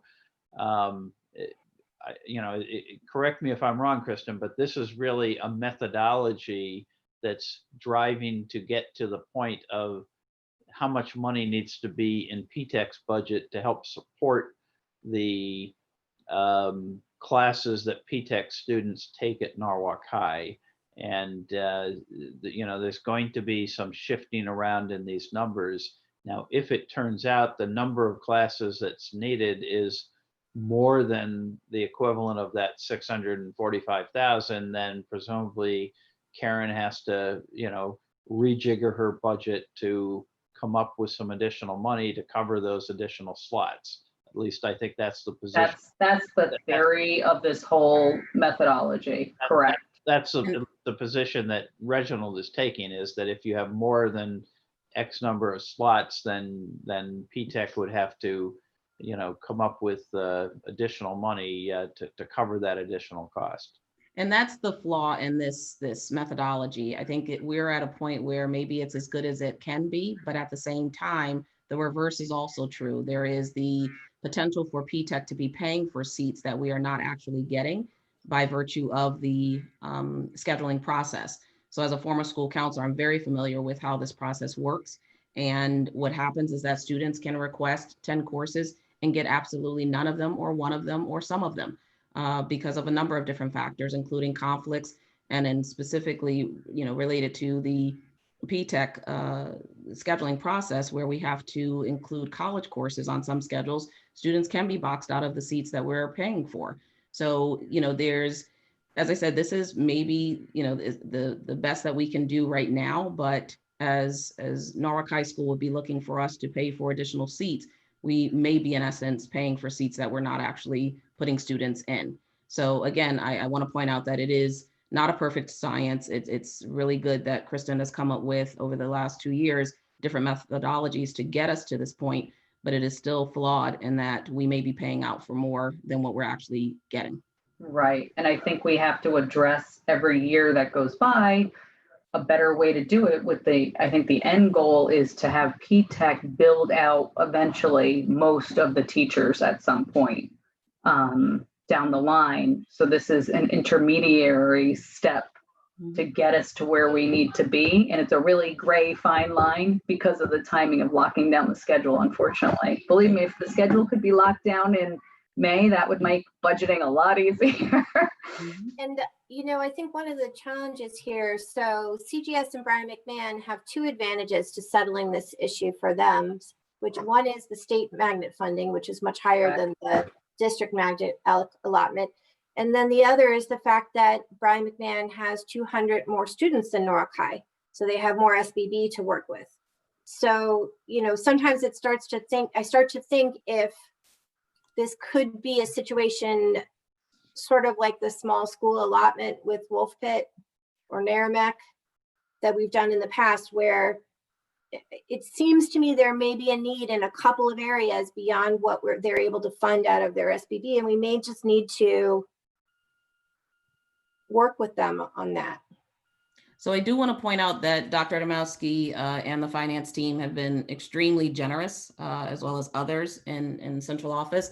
We do receive a $1,000, I don't know if this was already discussed, but we do receive a $1,000 per pupil expenditure. And that is to help us offset the cost of the college program, which is an integral part of the P-TECH model. So we pay out of that $400,000, we pay NCC $300,000, which includes an NCC instructor on our campus, as well as the summer college program costs. So that is built into our budget. I think that's a good segue. Why don't we quickly walk through the, you've got the magnet portion of the P-TECH budget up. Why don't you just kind of walk through that? This is the magnet and this is the SBB. So the entire funding is $3,743,000. 400, as Karen has indicated, is the magnet portion. 3343 is the base portion. I have it in that other format, but Karen, I actually liked your format for purposes of, showing the public and just explaining certain things. It really illustrates that. Karen just noted that here's the 100,000 for NCC. Here's the 200,000 for the college program. So that's a big chunk of the magnet funding. That's new initiatives that were put there. We're proposing a class advisor of approximately $2,000 at each of the levels as done in the base high school. And there's other expenditures in the magnet fund, such as instructional equipment and textbooks and other pieces in order to run a full high school. Karen, I don't know if you want to talk to the team leaders at all or any other expenses in this section. One of the things that we have decided to do based on our model and the school's trajectory, we are looking to have team leaders, which are very similar to those, I think, in the middle schools. And so we would have someone overseeing STEM and humanities. I believe those things are still being worked through with the union, but if they are approved, this would really help solidify the instructional core as well as the practices that we are looking to move toward for next year with a full team of about almost 30 teachers and staff members. So we are not using the traditional model of department chairs. It's a more interdisciplinary approach to the curriculum development and design and instruction, and it works for our school model. Can I ask a question? So you have one of each, and that person is 7,000 stipend? Right. Mm-hmm. So no release time. Based on the contract, it would be about $7,000 for the stipend, and the person would help to support and coach 10 teachers within the 3 or 4 departments. Again, making sure that it was an interdisciplinary approach. So the STEM person obviously would work with the science, technology, and math teachers. the humanities person would work with our business teachers as well as English and social studies. Okay. Does anyone from the committee have any follow-up on P-TECH? And there's the 645, which I pointed out. Okay. Highlighted. Okay. So I think, Karen, it was so great that you were able to hop on and talk us through this. If we have follow-up, we'll definitely let you know. Okay, thank you. Thank you Okay, so much. Thank you very much, Karen. Thanks, Karen. Now, do I hop off? Yeah, if you want, you can stay, but it's not very Unless you fun. want more budgeting in your life. No, I'm good. Thank you so much. Feel free to call me anytime. Karen. Thank Bye-bye. you. Thank you, dear.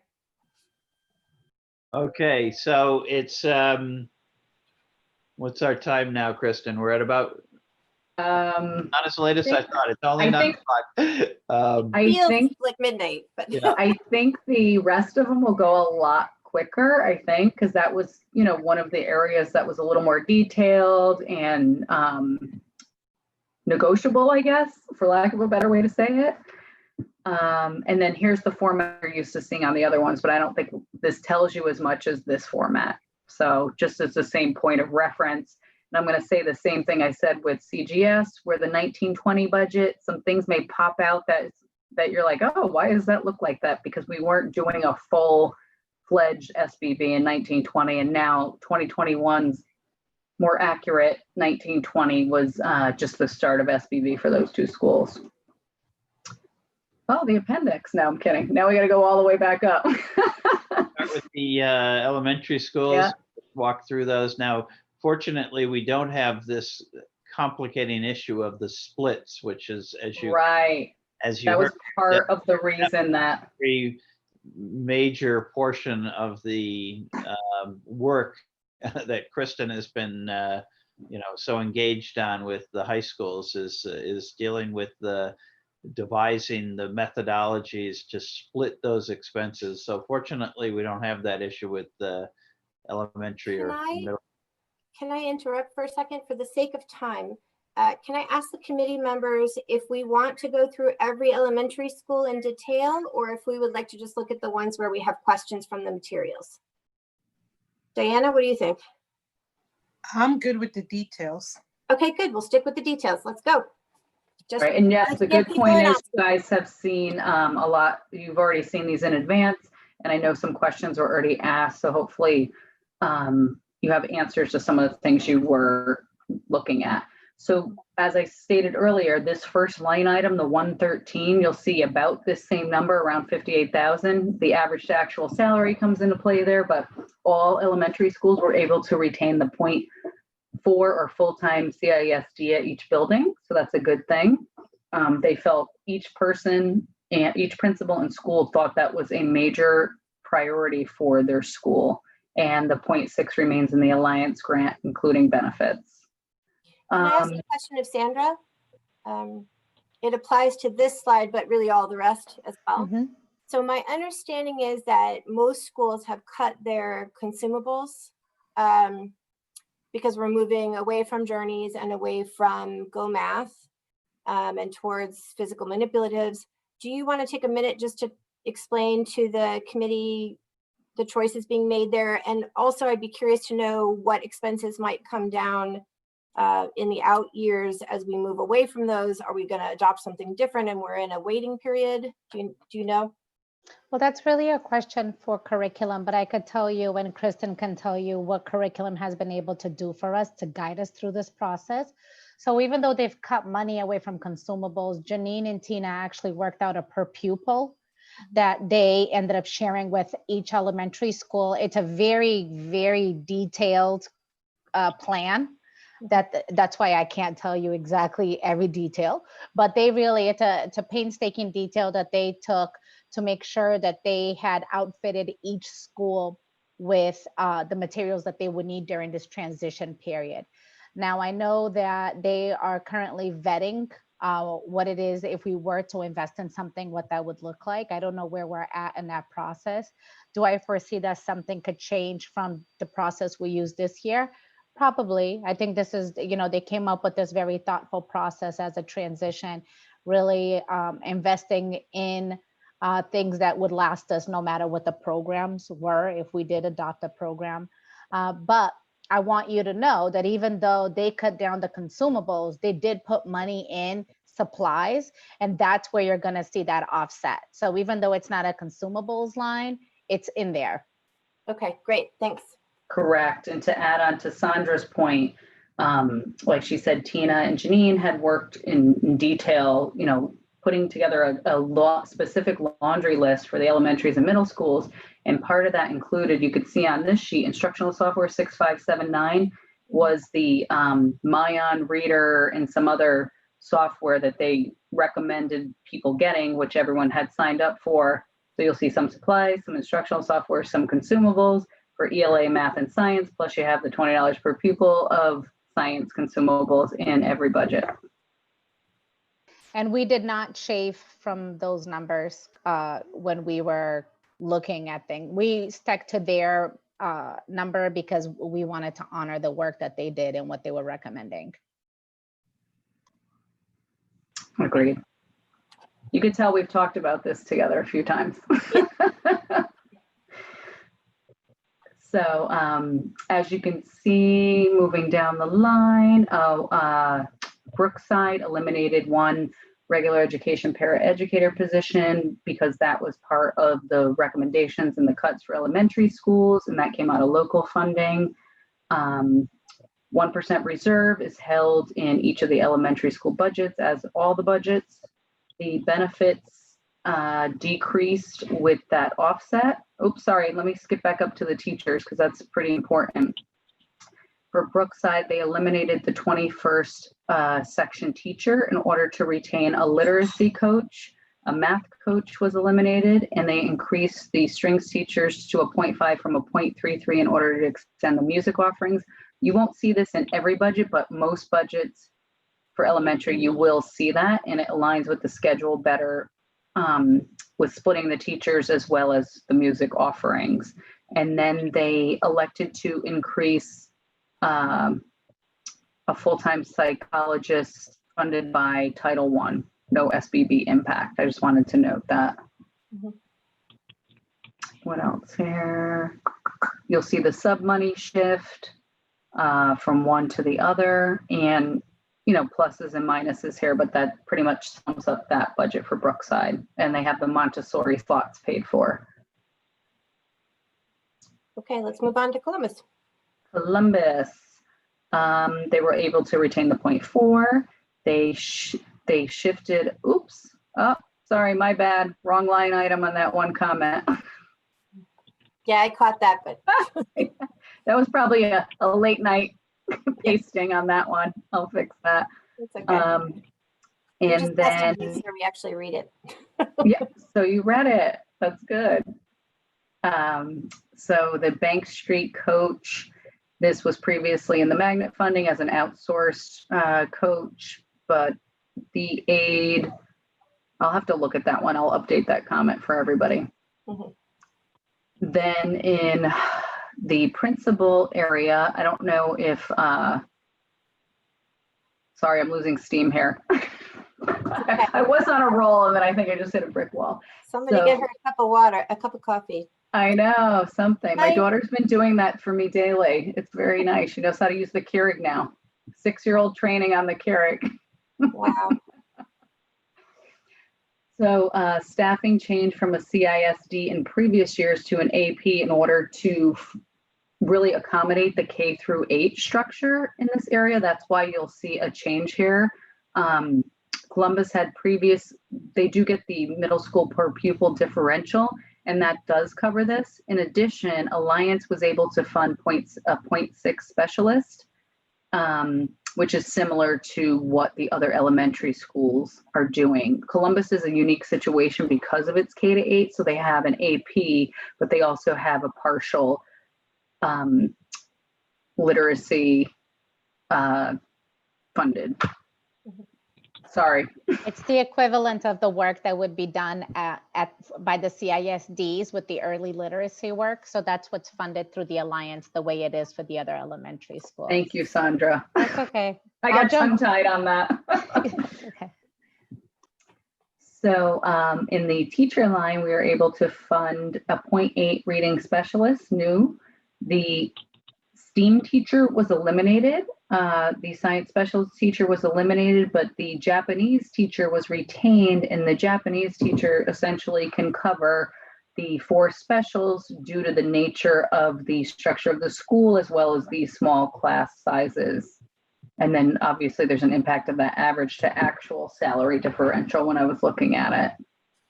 We have the subs that were shifted over and the decreased paraeducator. One paraeducator was decreased to part-time in this budget. And then some other funding was shifted as well.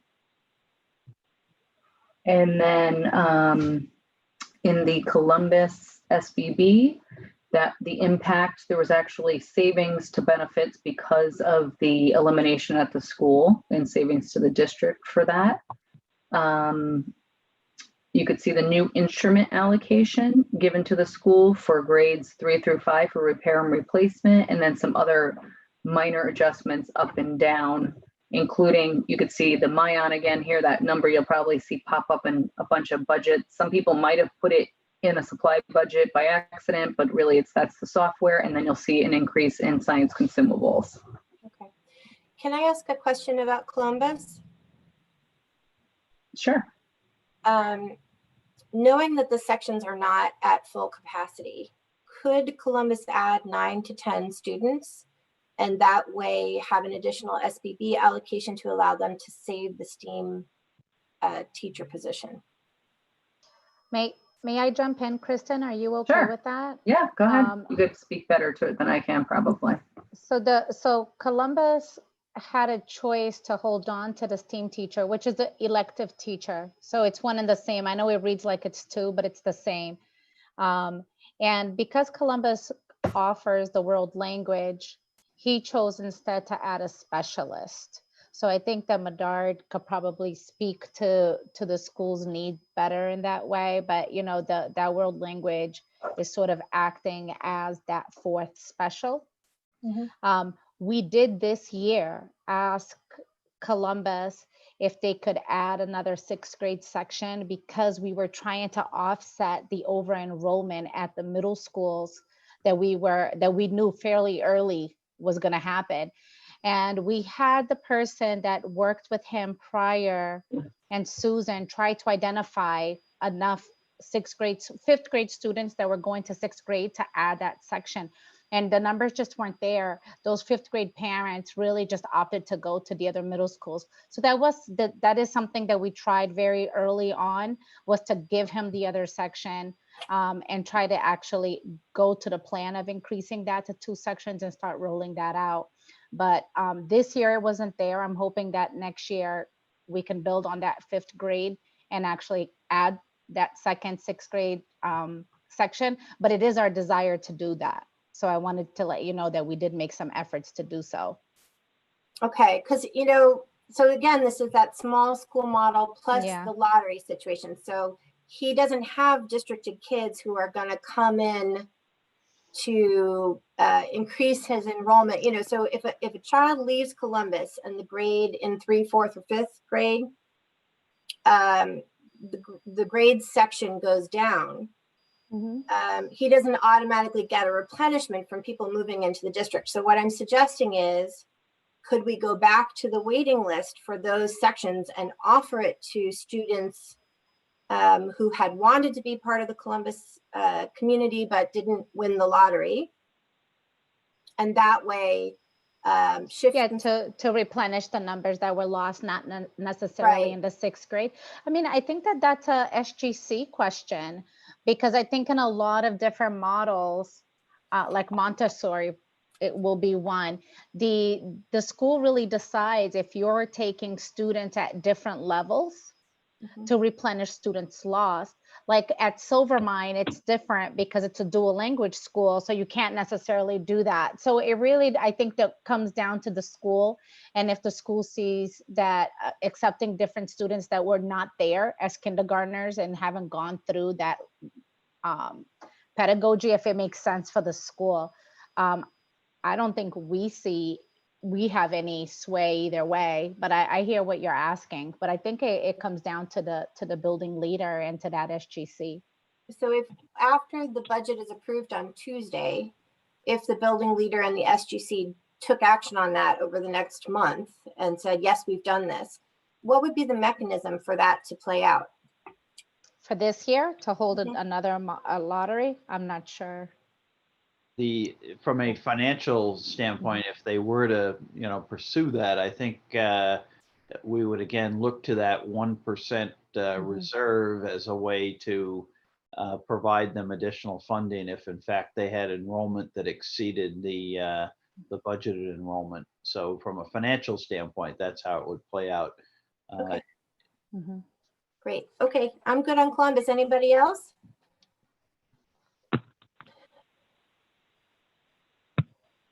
Okay. Okay. Not from me, thank you.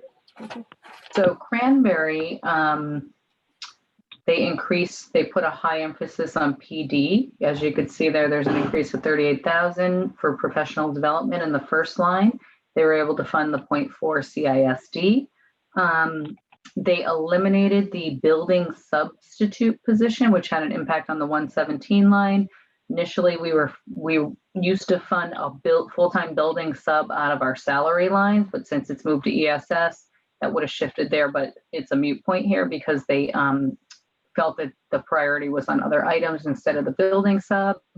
They increased an EL teacher position by 0.5, and they increased their strings to a 0.5 from a 0.33. The shift in substitutes again. This aid issue, I dug into it, and it had something to do with an accounting cleanup. Something was being charged to the wrong place, so it looks like there's a decrease, but I think something was wrong with this number here, just to be transparent.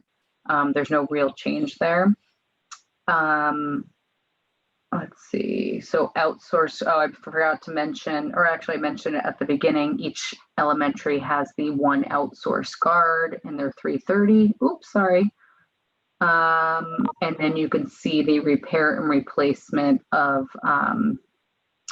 instrument funding. Kristen, you're on Jefferson. I don't know if you're. Oh my God, I'm sorry. Somebody get that woman the I've coffee. had like 2 hours of sleep in 2 days. Can you tell? I'm so sorry. No, that's okay. I'm just not my sharpest self at the exact moment. So, all right. We'll take you however you come because we're very grateful for you. So, okay. So then technology supplies, consumables, and other materials, they made a conscious effort to decrease the spending in these areas in order to give them what they needed. Oh, Colin. Colin's coming back in. Yep. Oh, maybe he got Colin. He's coming in right now, it says. Okay. All right. Any other questions on Cranberry? Nope.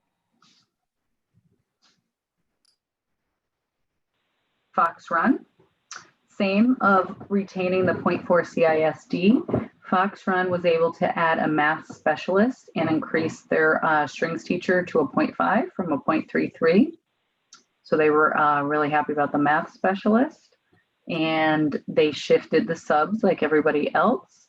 They are adding a 27.5-hour office assistant position to increase the efficiency. You can read the comment, but the principal was very adamant about doing that because he felt that a well-run office dealing with some of the issues will really help with the communication and some other things that are happening with the school. And it will actually decrease the amount of overtime and other subs needed and some of the create other efficiencies. So he added that 27.5-hour position. Other professional services was decreased. Let's see. Anything else? And then the instrument funding, as well as some shifting down here, minor shifting. Anybody have any questions? So I have a question regarding the L allotment to Fox Run. So at the end of June enrollment, they were with 54 L students, which if we're going at a 50-to-1 L teacher ratio, they should really have a 1.0 FTE. And they have 0.6 allocated. And so I just wanted to see if we could find a way to extend funding in the district side to increase the L budget by 0.4 to give them a full-time person. Well, obviously the funding available to us is set. And so it would entail having to cut something else. I mean, I saw the email and, I would really look to Helene Becker, who I think runs a very fine operation, a very tight ship. And I think she has a very good handle on the EL program and the needs of the district. And certainly they routinely, shift resources to the areas where they're deemed to be, most needed. And, that would be an area that I would look for her guidance and advice on, and whether she thinks she can, address the needs of the EL students with that staff, or does she need to, consider some, revisions to how she's assigned her staff to which buildings and so on. If the board wants to add EL staff, obviously you can add additional money to the EL teacher staff. But if we were to move it from a 0.6 to a 1.0, we can tell you what the cost is. It's roughly it would be about $40,000 if it's a 0.4 of an FTE, or a little bit more than that, say $45,000. But you would then need to identify, where you want to take $45,000 from in order to do that. And I'm not sure that that's necessary at this point. So I think there are two strategies that we could utilize. One would be to reduce the HR position that was already reduced in March and April and restored in this version. The other would be to, if it's true that you land somewhere near 2 million instead of 1.5, to ask the mayor and the council if it would be possible to roll over 1.5 and 45,000 so that we can cover this position, which is for the same intentionality, which is the rise in our L population. So when you look at Fox Run's situation, they are, by absolute score on the SBAC, they are our lowest performing school in the district. And the SGC wrote the board a letter in February and was very clear that demographic changes have made it challenging for them. And so I think a full position there would really, really help their building to meet obstacles to growth. Yeah, I mean, I can't, contest anything you say there. I would say I think we should ask Helene and the curriculum department for their guidance as well, which I can send an email to Helene and ask her to, comment on that in advance of, when the board takes up the final budget next week. And, okay, thank you. But certainly one strategy, the strategy of having the city increase the carryover by 45,000, I wouldn't object to that, certainly. Okay, thank you. Any other questions on Fox Run? No, thank you. Okay. Moving on. So Jefferson, they were able to retain the 0.4 CISD. They actually reduced their teacher classroom sections from 25 to 21, and that's due strictly to space and shifted enrollment. They can't have more than 21 classrooms at this point in time. So that's their current teacher count. They shifted the certified daily subs. They added a 0.4 psychologist to their roster and funded that.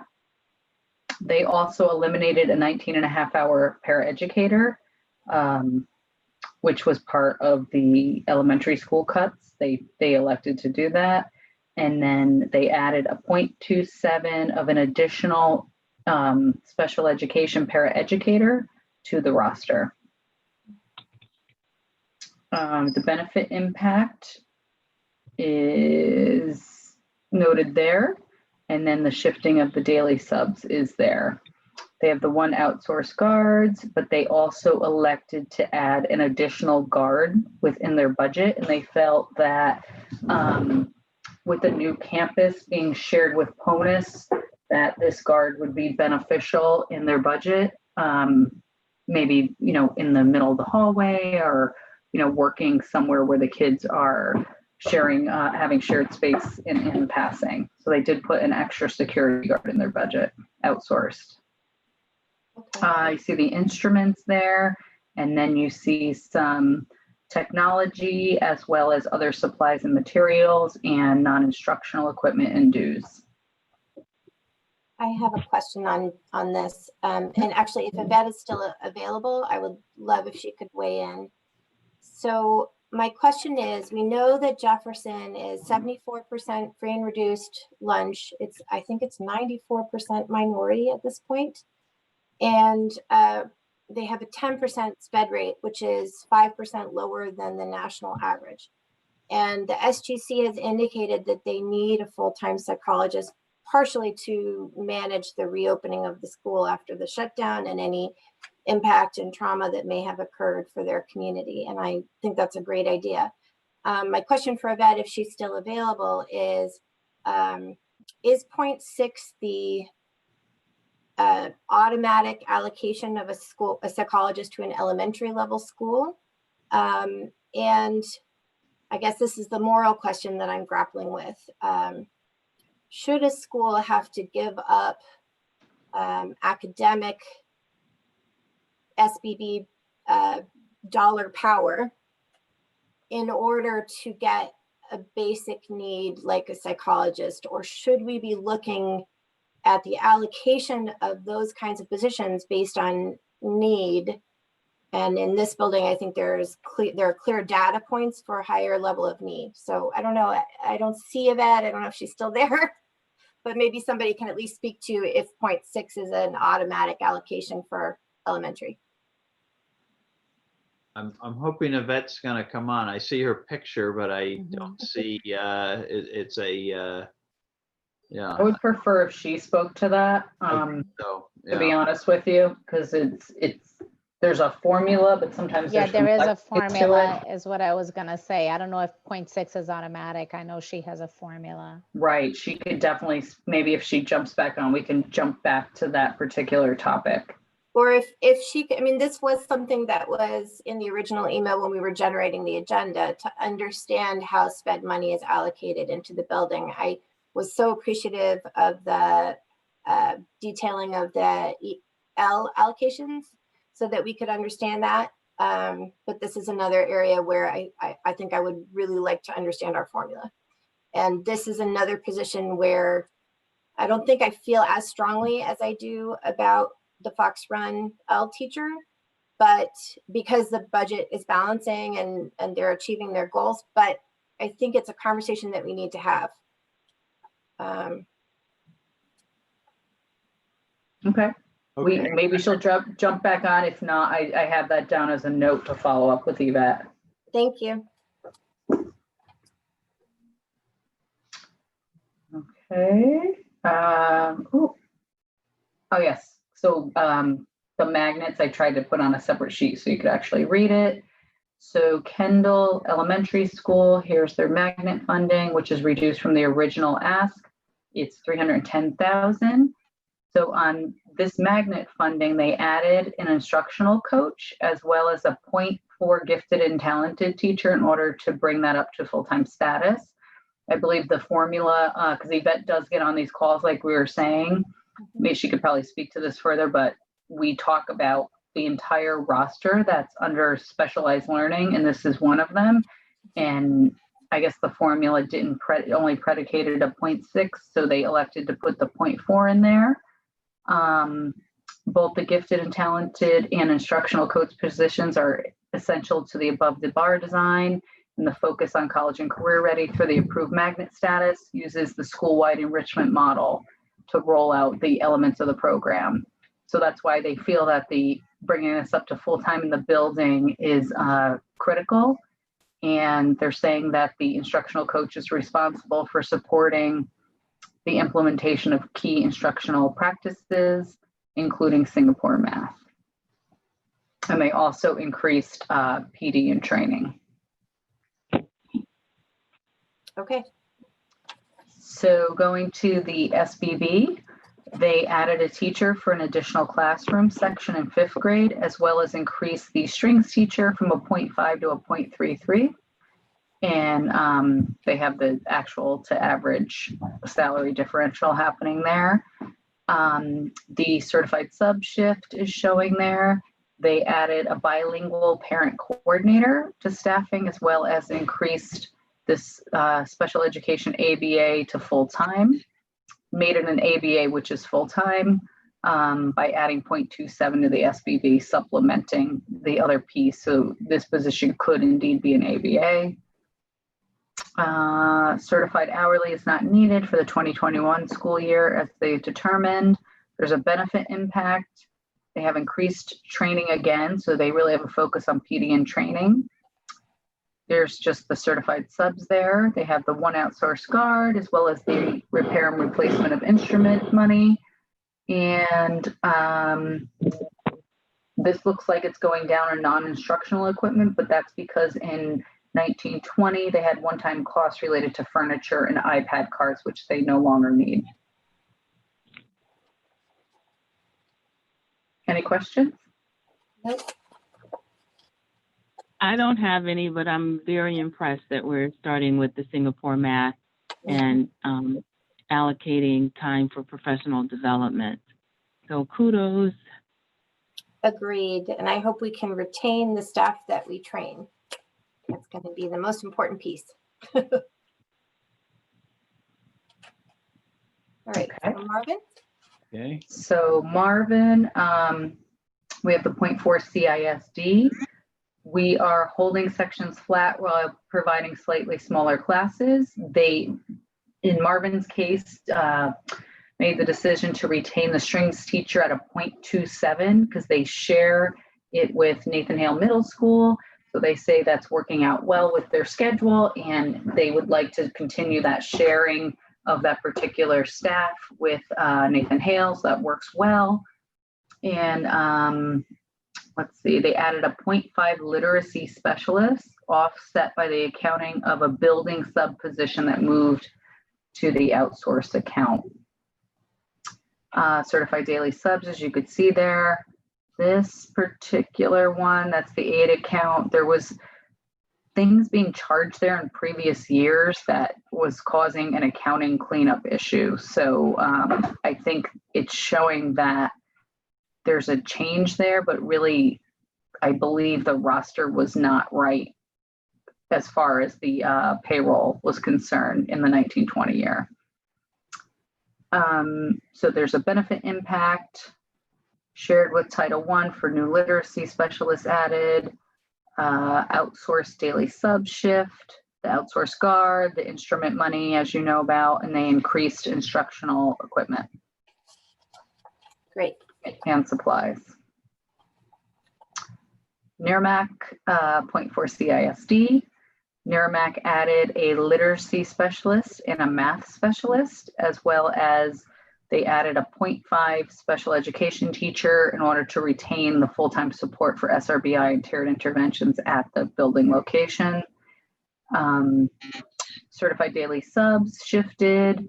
They have the benefit impact of adding the 2.5 positions as mentioned above. There's the certified daily subs, the security guard, the instruments, you'll see that theme throughout. And then they shave down other areas in order to fund all of that. Okay. Any questions on NIRMAC? Nope.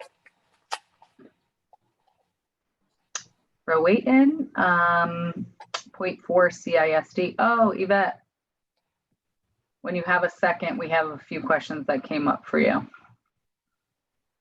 Do you want me to do that now while she's here? Sure, you're on mute though.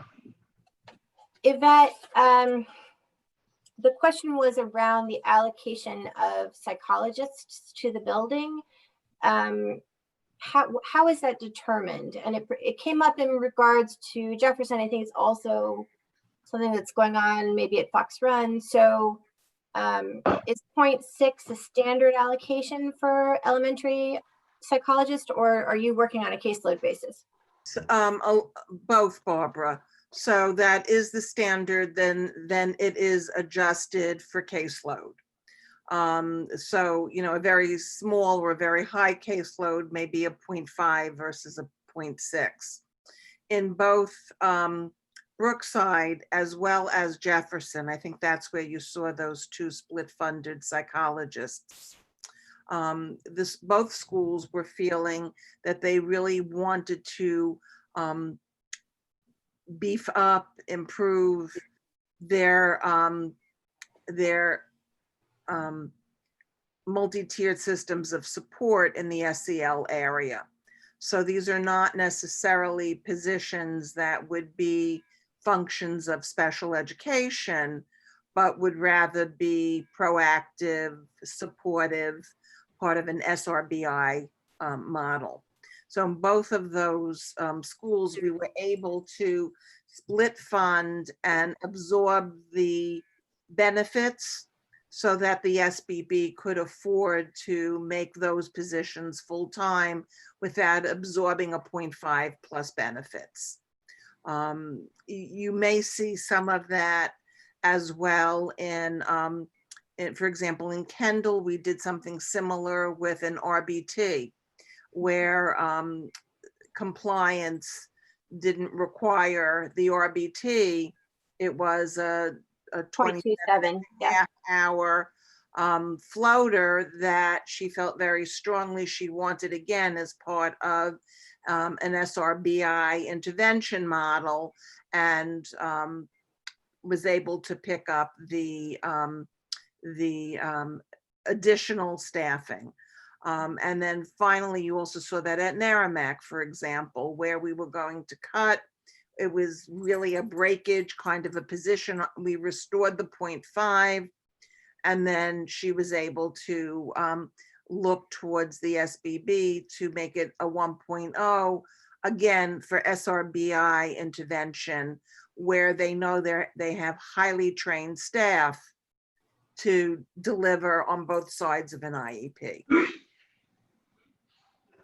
Are you seeing this pattern? I see a bit of a pattern when you talk about Brookside, Jefferson, Kendall. Those are some of our schools with the highest needs, especially indicated by free and reduced lunch. So the question I posed earlier that I'm kind of struggling with is, should they be asked to take money away from academics in their SBB and put it towards sort of the SRBI? They have a more intense SRBI process or need because of their population. And my question is, and perhaps this is the work of the retreat, whether I'm not sure exactly how to say it because I'm also getting tired, but whether we have a moral obligation from an equity standpoint to extend ourselves from the district budget into these buildings that have increased needs so that they can continue to focus on their academics. Actually, I would argue that's exactly what we've done. I think what Yvette has done is essentially, you know, sort of worked with the schools to sort of meet them halfway and say, you know, here's how much I can cover, you know, and with Yvette covering the benefits. And, you know, I know in a number of these instances, Yvette was agreeing to cover a 0.5 plus the benefits, and she felt that was what she could justify as a, you know, truly, you know, special education or central office type function. But then, you know, meeting the school halfway or even better than halfway to say the school needs to kick in the other half of the position. Is that kind of summarizing it, Yvette, as to how, you know, you were. Sure, that, exactly. I think we need to be careful about using special ed resources, particularly from the general fund, to support SRBI. That was part of some of what we were cited for in CREC 1, 2, and 3 many years ago. And I think this is also sort of re-steering the ship to begin to fund the SRBI that up until now, the interventionists or the SEL side of SRBI went unfunded. The issue of our schools with the highest level of need, the compensation there, really, we can look towards PSD or Title I to sort of balance that need. But I have to tell you, the small schools that are even higher functioning still have that SRBI need. I mean, if you take a look at Narragansett, for example, you know, without that 0.5, she didn't have an intervention, she couldn't afford an interventionist, but she could afford a 0.5 without the benefits. So it becomes a win-win and remaining in compliance with utilizing special education allocation for kids with disabilities. Okay. Thank you. Thank you for hopping back on. I think that was, right. That was the only So we were at Rowayton.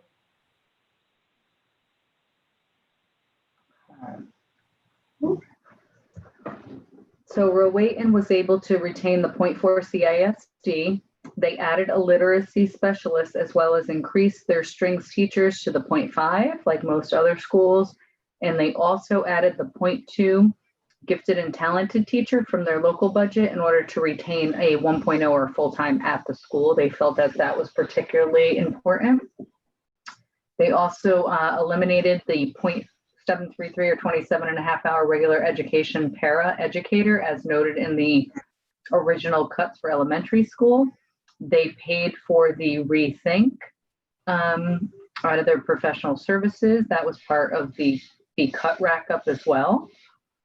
They have the substitute account, the outsourced guard, the new instrument allocation, and they just put the consumables in. Oh no, the supplies looks like it went down, but really it's just a reclassification to other accounts. In their non-instructional equipment, you see a big drop versus 1920. They initially bought smart TVs and classroom equipment.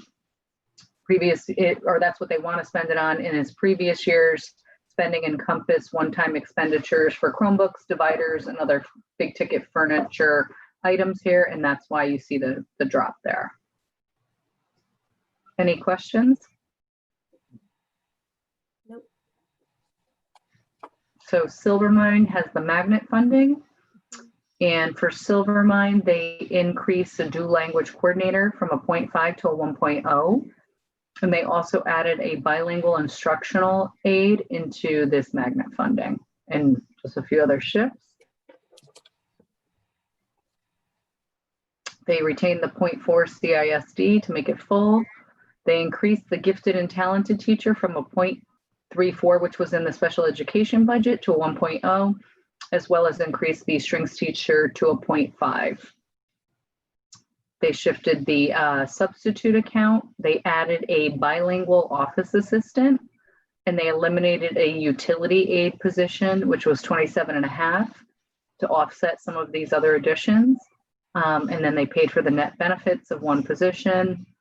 They, the daily sub shift, as you usually see, the instruments as you have seen, and they reclassed where they maybe had booked supplies before into the workbook account.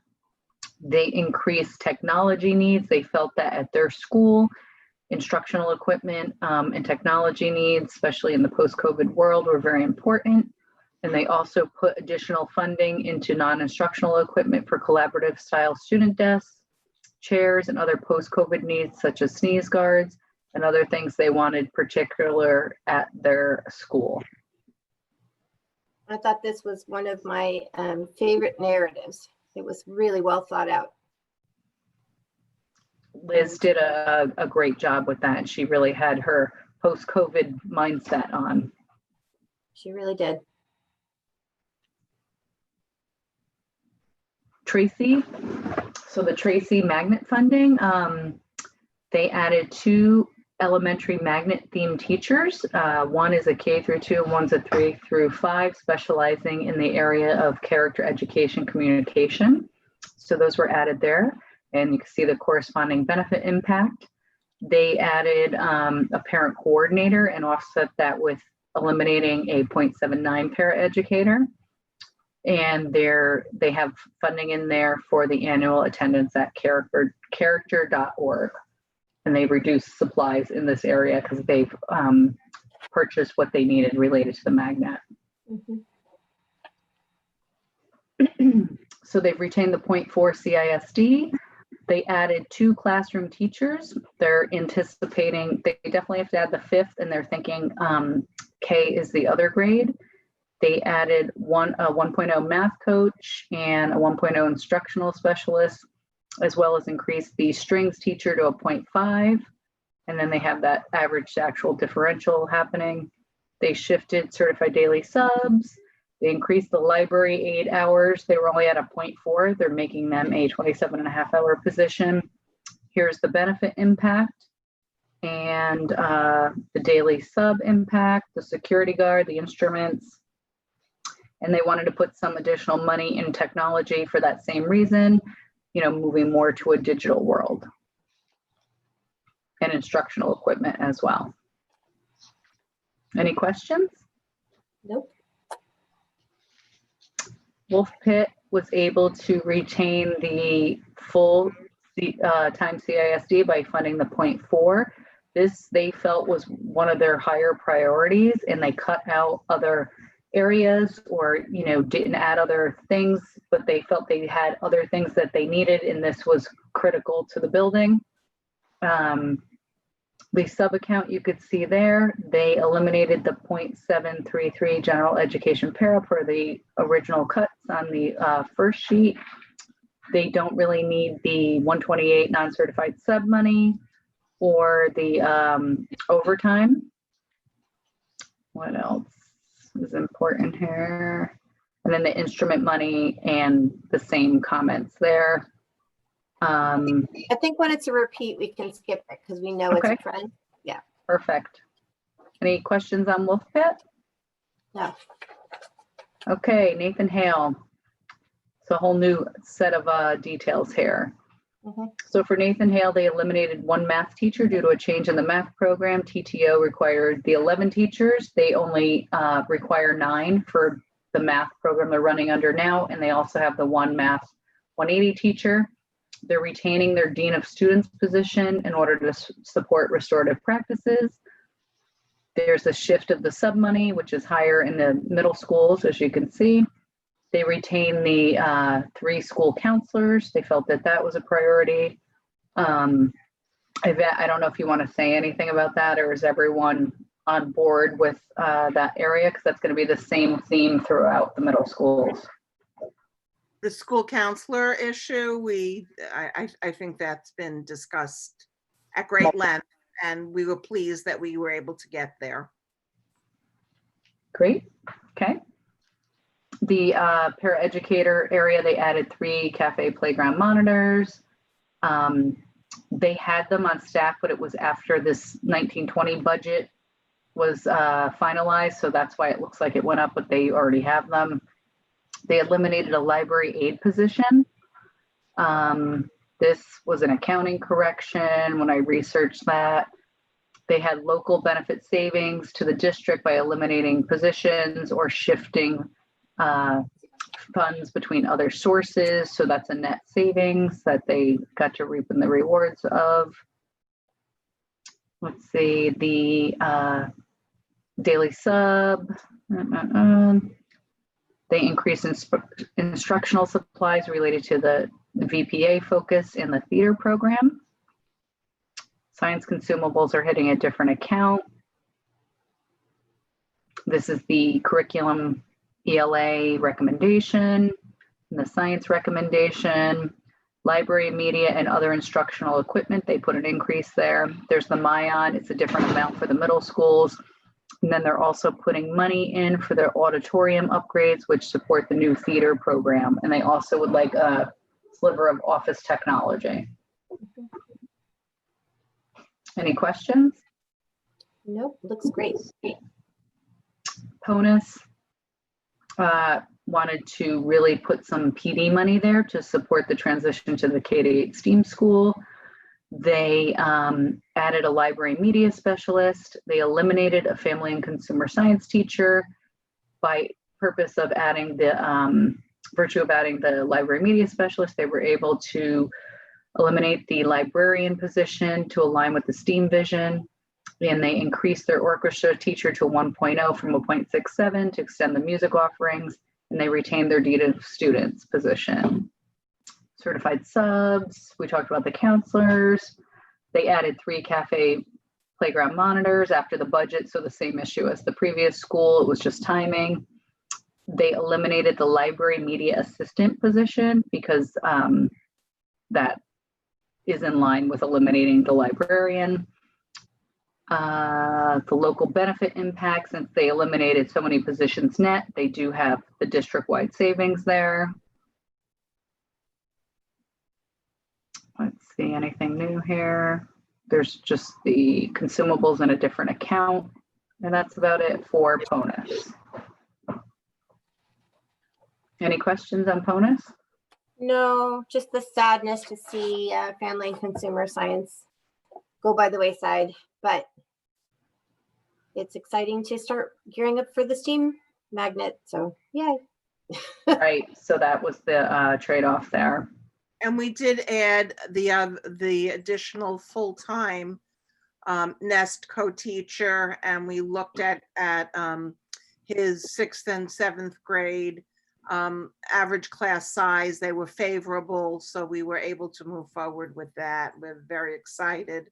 And we also shifted half-time speech pathologist into PONUS to support the Nest program. And I think, as we mentioned quite a while ago, earlier this evening, we also added or we increased his number of projected students. So when we made the reductions to central office, we adjusted his enrollment projection because we thought the demographer's numbers, after looking at his history and looking where he is currently, needed to be adjusted. So that, I don't remember now the amount of money, but maybe you remember, Kristen. But, it was a little over 100,000. okay, so it was fairly significant chunk of money that we. Was a position's worth, pretty much. Yeah, so that was a central office cut, but we felt that it was warranted in this case, so. Great. Okay. Roten. So Roten added a little PD money. They added a math teacher in grade 6, as well as a new literacy specialist. They eliminated their tech ed position. They added a math specialist, Math 180, and the local budget shifted from the PSD grant. So that had to come back into local due to equity. It was previously for years legacy being paid out of PSD, but when we reviewed that grant, we only pay for things if all schools in that level have them paid for and they align with the grant narrative. And they increased the orchestra teacher to 1.0 from a 0.5. They never had a dean of students position, so that's a moot point here. 3 counselors, benefit impact. What else do we have here? Increase in instructional supplies, specifically in math and science areas. You see the per pupil, they increased technology, and they're paying for the Rethink instructional SEL software and MION reader and news licenses. Any questions? No. Okay. West Rocks added 2 social studies, 2 science teachers, a 0.5 world language Spanish teacher, and they shifted 1 reading coach position to an ELA teacher in order to teach more students directly instead of having the coach. They also shifted 1 math position to a math teacher, same thinking there. And they increased their orchestra teacher to a 1.0 from 0.67 in order to extend offerings, and they retained their dean of students position. Certified daily sub change, they retained the 3 counselors. This had to do with the averaging, benefit impact. They decreased outsourced services overall. Textbooks. The science, math, and ELA consumables and 644 account, that's what accounted for the difference, because I think somebody asked that question. Additional technology needs for classrooms, text and other equipment for the new learning commons. And they hired new teachers. They put money in the non-instructional account because they hired new teachers, and funding is needed in order to create workable, lockable space for the NFT contract. Non-capital office modifications, including equipment desks and other partitions that they felt were necessary for the school. The only thing I would add on West Rocks is that what we're seeing here really is the impact of increasing enrollment at West Rocks. The demographers numbers last year, were a little low, or not a little low, they were quite a lot, right? And so West Rocks did get money last year, after the year started, but it's really hard to kind of accommodate that, once the year has already started. So we're picking up the, truing up the enrollment numbers. I'm looking at the budget. It looks like last year's numbers were based on 680 students, and next year's projected is at 763. So it's a, significant. Can I ask about that? Can the building hold 763? What's the capacity that it's built for? I think we're right around capacity at that point. I suspect that's an issue, but I think they can hold that. Okay, and Yvette, can I ask a question? And this kind of is the follow-up to, sort of asking how the SPED positions are allocated to the building. Can you tell me what the 1920 SPED FTE is in that building versus what's projected for this year? We're flat. Initially, we were thinking of reducing only because the number of 8th to 9th graders exceeded the number of 5th to 6th graders. But when we looked at overall increased student body, we left it flat. Okay. Thank you. Any other questions for West Rocks? No. And that's it. Yeah. We made it through all of them. Yes. Okay, so is there any final comments, Kristen, you wanted to make, or are there any final questions on the budget, or are we I just think in totality, a lot of work was put into this. I've heard the question of how were you able to add new things if cuts were happening?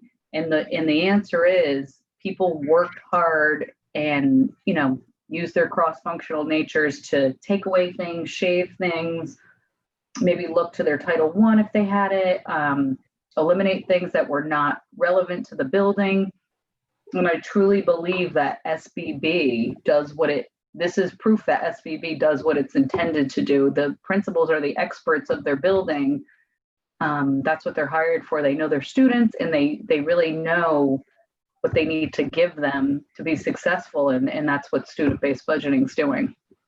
The other thing I would add is that I think it also, has resulted in a situation where the principals really take ownership of their budgets and responsibility for their budgets. And that is, a big change. It used to be prior to student-based budgeting, it was maybe easier for a principal to say, well, that's not in my control, that's central office that makes those decisions. Now they have to be part of the team that is making the decisions and in fact leading the team and driving those decisions. And that's a very different place to be. And so that there's much more ownership, I find, on the part of the principals for taking responsibility that, yes, sometimes budgets involve having to make trade-offs and choices and decisions, but they understand they get to help really make those decisions and choices and trade-offs. That's a really good point, Tom. Principals will call up and say, I want a credit at this rate for my long-term sub differential on the FMLA. They understand like what happens now. They know how to read things and they're not just being charged things incorrectly. They don't, they are actually analyzing their budgets now. Yeah.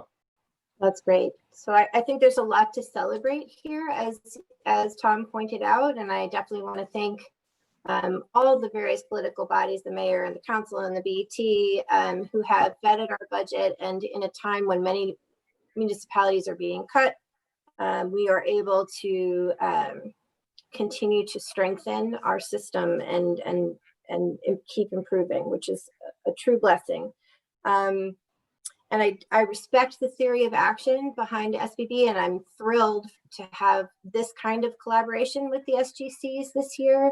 This is the most transparent this process has been in the 3 years that I've been serving, and certainly even when I was a parent advocate prior to that. So I'm very grateful to the staff who put in the time to make that transparent. That being said, it's important to remember that the board is established to be a stopgap to ensure that the community, we are not experts. You're the experts and you make the recommendations. And then we are responsible to respond to the community input if those recommendations don't fit with the community's priorities. And hopefully that's not the case here, but the committee respectfully requests to table this item until tomorrow to the special meeting.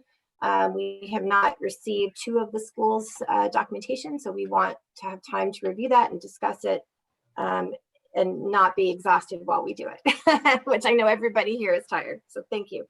Barbara, just to interject, is that the what's in this presentation, you just would like it sent to you? Is that? Yes, please. Right. Okay. I think it was the Norwalk High and the PTEC, which obviously we spent quite a bit of time on those tonight, but those we were not. They weren't in the original packet. They weren't in the packet Correct. we had out. So we do need to make sure we get those out Okay. formally and officially to the members of the Finance Committee and also to Maura, who can then post them to the website so they're available to the public and anyone else who wants them. Would this particular presentation with these documents in it satisfy that request? If you could just finish the detail on PTEC and NHS and the notes on the side. And if you I don't know if I could do that tonight mentally. Just being it's honest okay. with you. Can you do it by like 2 tomorrow? Would that work? Sure. Okay, great. And then I think with PTEC you had Karen's format, but just for an apples to apples, could you include a slide with the district format? Oh, that's in here already. Okay, it's already there. Great, perfect. Yep. So there's Karen's, just because I thought that was a transparent layman's way to look at it. But then No, hers has this same exact for uniformity. Mm-hmm. And then there's all their stuff in here you can read through. I don't know if you already saw this, like the music teacher splits and some other things. Yeah, I read about it, and again, I think about the schools that have the lower enrollment are the ones that maybe are choosing a lower level of music teacher, and that sometimes bothers me. But I do like the confluence of the being with the feeder school so that there's continuity for those students. So hopefully, if they feel that it works with their schedule, as you say, we have to respect that they're the expert in their building. Okay, so thank you very much for that. I think we don't need to officially vote to take that. We know that we've noticed it for tomorrow. So let's move on to the transfers, please. Okay, so I will let Kristen sit back now because she's been Thanks, Tom. talking for quite a while. So you have the transfers. Actually, you know what though? Why don't you stop sharing and I'll share. Oh, sure. Sorry about that. Do we need Sandra on the call anymore? She's been on calls all day too, I know. No, I think we can let Sandra go since Yvette has hung it out, and I know there were some Oh, questions. and Yvette as well. No, we want Yvette here because Oh, okay. Don't leave Yvette. there are some transfers that Well, relate to special. thank you guys. Have a Sandra, good night. thank you Sandra, so for being much. part of Of course. everything. Yeah, have a Honorary good night. finance member. Maybe we you. break this into bi-level meetings next time. No, that's okay. It was fine. You guys have a good night. Thank you. Thanks. Bye. Bye-bye. Okay, I'm sharing my screen. Can you see that okay? Yes, Yeah. can I ask, was there any change Yes. on the transfers between the first iteration we got and what you're showing us now? No, this is, I haven't amended any of the transfers. So this is the same. I know there were some questions on some issues and we supplied you some responses, I believe. I think last night, if I remember, we sent out a response that Yvette had shared and that addressed, why don't I actually just scroll down there? We can go right to those. And so I think there were some questions on some of these transfers here where the explanation was year-end accounting cleanup. And there's one large transfer, I believe, toward the end, if I remember correctly. Let's see. No, let's. Was it on the second page? 500,000 or something. 570,000, Right. right under the OTPT, 180,000. Here it is. Okay, so it's right here. This 570,000. So I think that would be the first one to address, and Yvette's email addressed that. And there is you know, some sort of backstory behind it that all involved the really the development of the RBTs and the move of staff from 27.5 hours to 37.5 hours for the higher trained employees who were then also serving in, I think they also serve as bus monitors, or have I got that wrong? Well, what we did this year is we worked with the bargaining agent to stabilize the para situation in special ed. So the paras are assigned by formula and then based upon IEP one-to-one needs. So everyone understands what their formula is. It has stopped the daily requests I was receiving in year one of, I need another para, you know, a kid came in or we're doing an assessment. So we established a group 1, which is 27.5 hours. We established a group 1B, which is a 27.5 hour employee that is assigned to ride the bus. They get paid the same rate of pay plus 10 hours and benefits because they're now working 37.5 hours. And then the group 2s, which are the RBTs, are paras that have completed the 40 hours of training, have taken the national exam, and are now behavioral technicians. People stayed in their same PCN numbers, although there was an increase in cost moving from the 27.5 hours to the 37.5 hours, or moving from the group 1 to the group 2 as an RBT. So at the end of the year, although the number of people remained relatively the same, their salaries were needed to be adjusted. And when we looked at it, we saw the cost of this stabilization was that $570,000, which is now in budget appropriately in 2021. What you don't see here is the big wash of things is we were paying overtime the previous year for the bus monitors, and we were begging to get bus monitors, and we were out of compliance with bus monitors. So it's stabilized the budget, stabilized the building's ability to plan, and is now paying people in the correct amount for salary. In 2021, this will not appear as a bucket in 56, as if it looks like it's central office. We're going to put them back in the correct location codes, and then follow on a monthly basis that if a para moves from one building to another, we'll do the transfer in real time. The rest of the transfers on this page reflect the detail work that Kristen was talking about through this SBB, where I moved a para on a PCN from the same PCN from one building to another, but the budget didn't reflect the location change. So all of the rest of those internal transfers corrected the location changes so that we are clean in 2021. People are being paid out of 56, still the special ed budget, but their location codes will reflect the correct PCNs where they're actually working. So Another honorary finance member we have here. So say that again. I said another honorary finance member we have here who knows her PCNs and her account codes. And actually, we do need all this information in the right buckets for EFS state reporting as well. So that's part of the cleanup here.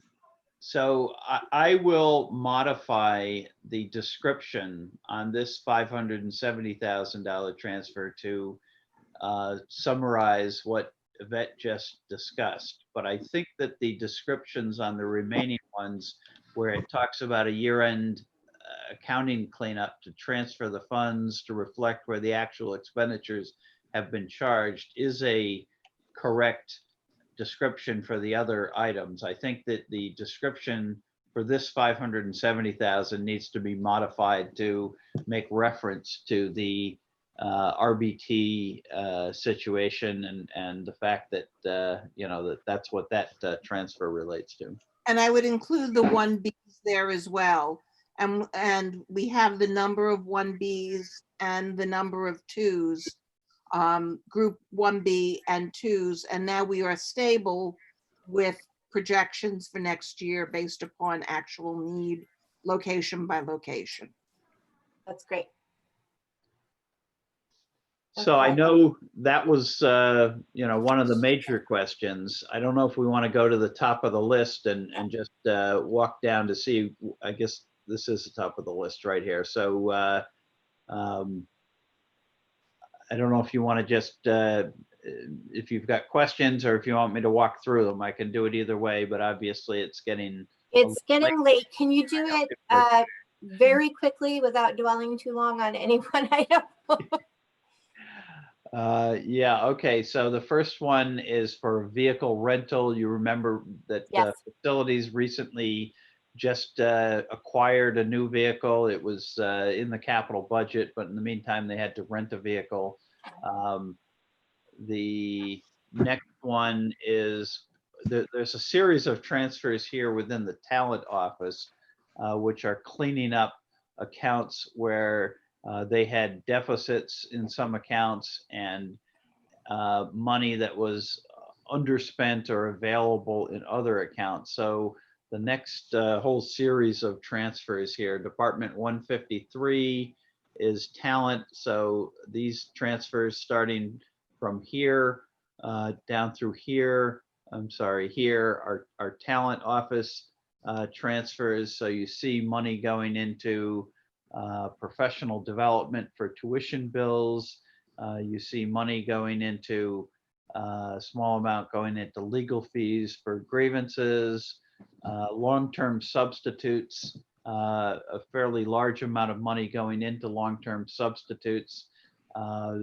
these would generally be instances where because we weren't able to hire the staff toward the end of the summer or by August 1st, we would have likely then hired a long-term substitute for the year. And so this is covering those expenses. There is an amount to cover some daily subs in here as well. Degree level changes are when NFT members receive additional educational or receive an additional degree, they're entitled to additional compensation, and so that's paid for out of the talent office as well. And those, I guess, are the talent office ones. Again, you can see where the money is coming from. Interns, because of COVID-19, as I don't think we had as many interns as was anticipated originally. Retention and engagement is an area where they've turned some money back, and so there's available money there. And unemployment also is an area that's been running well under budget, and so they've turned back money there that's available to transfer elsewhere.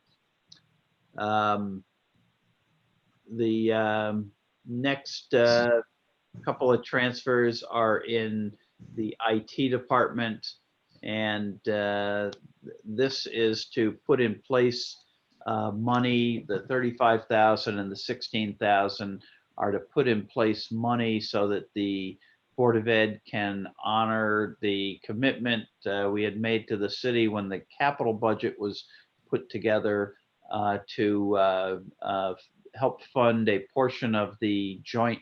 This is actually back to an issue that Colin had raised, where there's opportunities for joint action between the city and the Board of Ed, and this is one of those areas where we in fact do have a joint telephone system that services both the city and the Board of Education, that's used both at the central office and at a number of our school buildings. And so this transfer will allow us to upgrade that system in conjunction with the city. It had originally been included in Ralph's capital budget request, but you may remember that as part of the arrangement to have the city fund our technology, the $1.7 million of technology for distance learning, the city zeroed out the capital budget for next year. And so this is an item that the city requested us to still come up with the money for it. And we had identified that we could come up with money out of the old year budget to do that. So we're proposing to do that.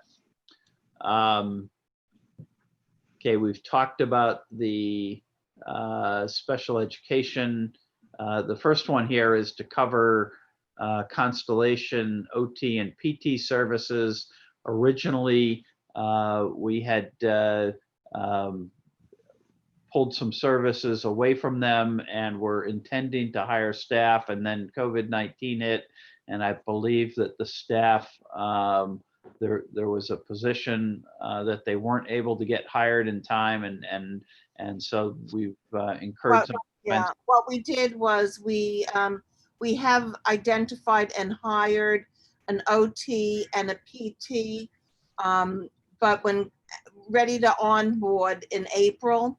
But when COVID hit, we felt that we wanted to delay the onboarding for this ESY or the next school year, that we didn't want to switch providers as we were switching to a virtual platform for related services.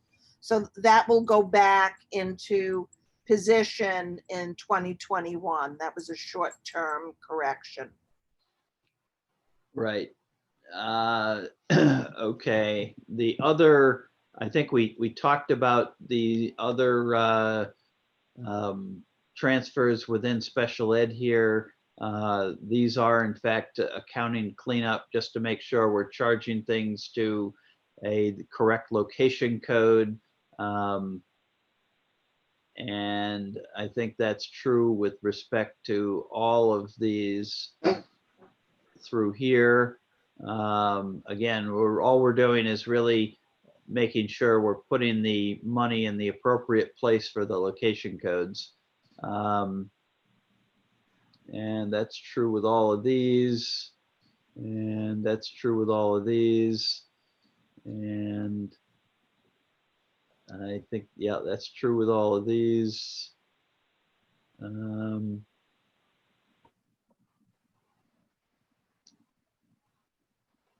I think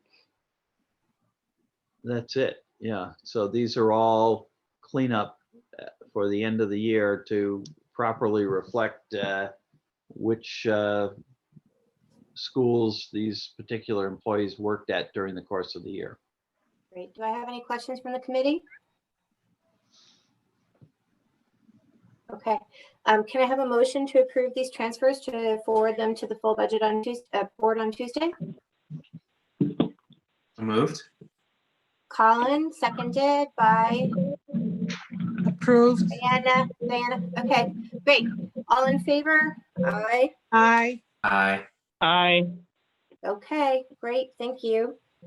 Now we need to take up the item, authorize the superintendent to approve the 1920 year-end budget transfers in excess of $10,000, subject to providing the board with notification of all such transfers. And this has been standard since I joined the board, and has been the way that we are able to bridge the fact that the board does not have regular business meetings during the summer. Can I have a motion to approve this? So moved. Okay, moved by Colin, seconded by Diana. All in favor? Aye. Aye. Okay, that's unanimous. Great. So now we can move on to the financial report. And I know that we had some questions previously. So we probably may have answered much of our questions. So if you want to hit it broadly. Yeah, I think since we already spoke about the projection, that kind of hit the highlights, I think, of where we are. But just the bottom line is, at this point, at the end of May, we're 92% of the way through the fiscal year, 90% of the way through the school year. We've spent 78% of the budget, but of course, you know, there still is the summer pays to be booked because many of our employees do elect to get paid over a 12-month period. So that does make the numbers look a little lower than they, you know, might otherwise actually be. But, you know, as we explained, we are expecting to end the year with a favorable, you know, results of operation, meaning we, you know, expect to turn some money back. You know, I don't know, unless you have specific questions. I think I went over the details earlier in the meeting. Agreed. Any questions from the committee?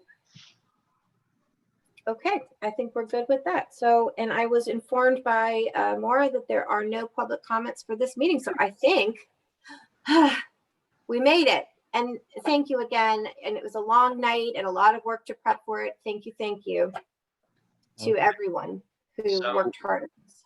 There is the, you know, we've noticed the meeting for 6 o'clock tomorrow. So the only item on the agenda is a continuation of the review and discussion and make recommendation regarding the final proposed budget.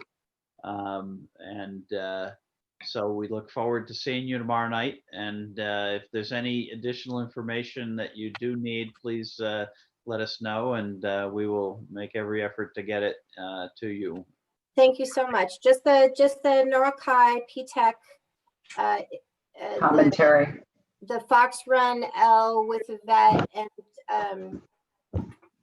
and I'm trying to think if there, and the allocation of sped to the buildings, if possible. I know that it changes during the year when caseloads change, but if possible, that would be helpful. Okay, I mean, I can pull from, or we can pull from Munis the, you know, the sped allocation in the budget for you know, as same thing I pulled for EL, we could pull that for. Perfect. Special That would be perfect. Thank you so much. And we'll see you tomorrow at 6. Can I have a motion to adjourn? So moved. So moved. Rel, seconded by Diana.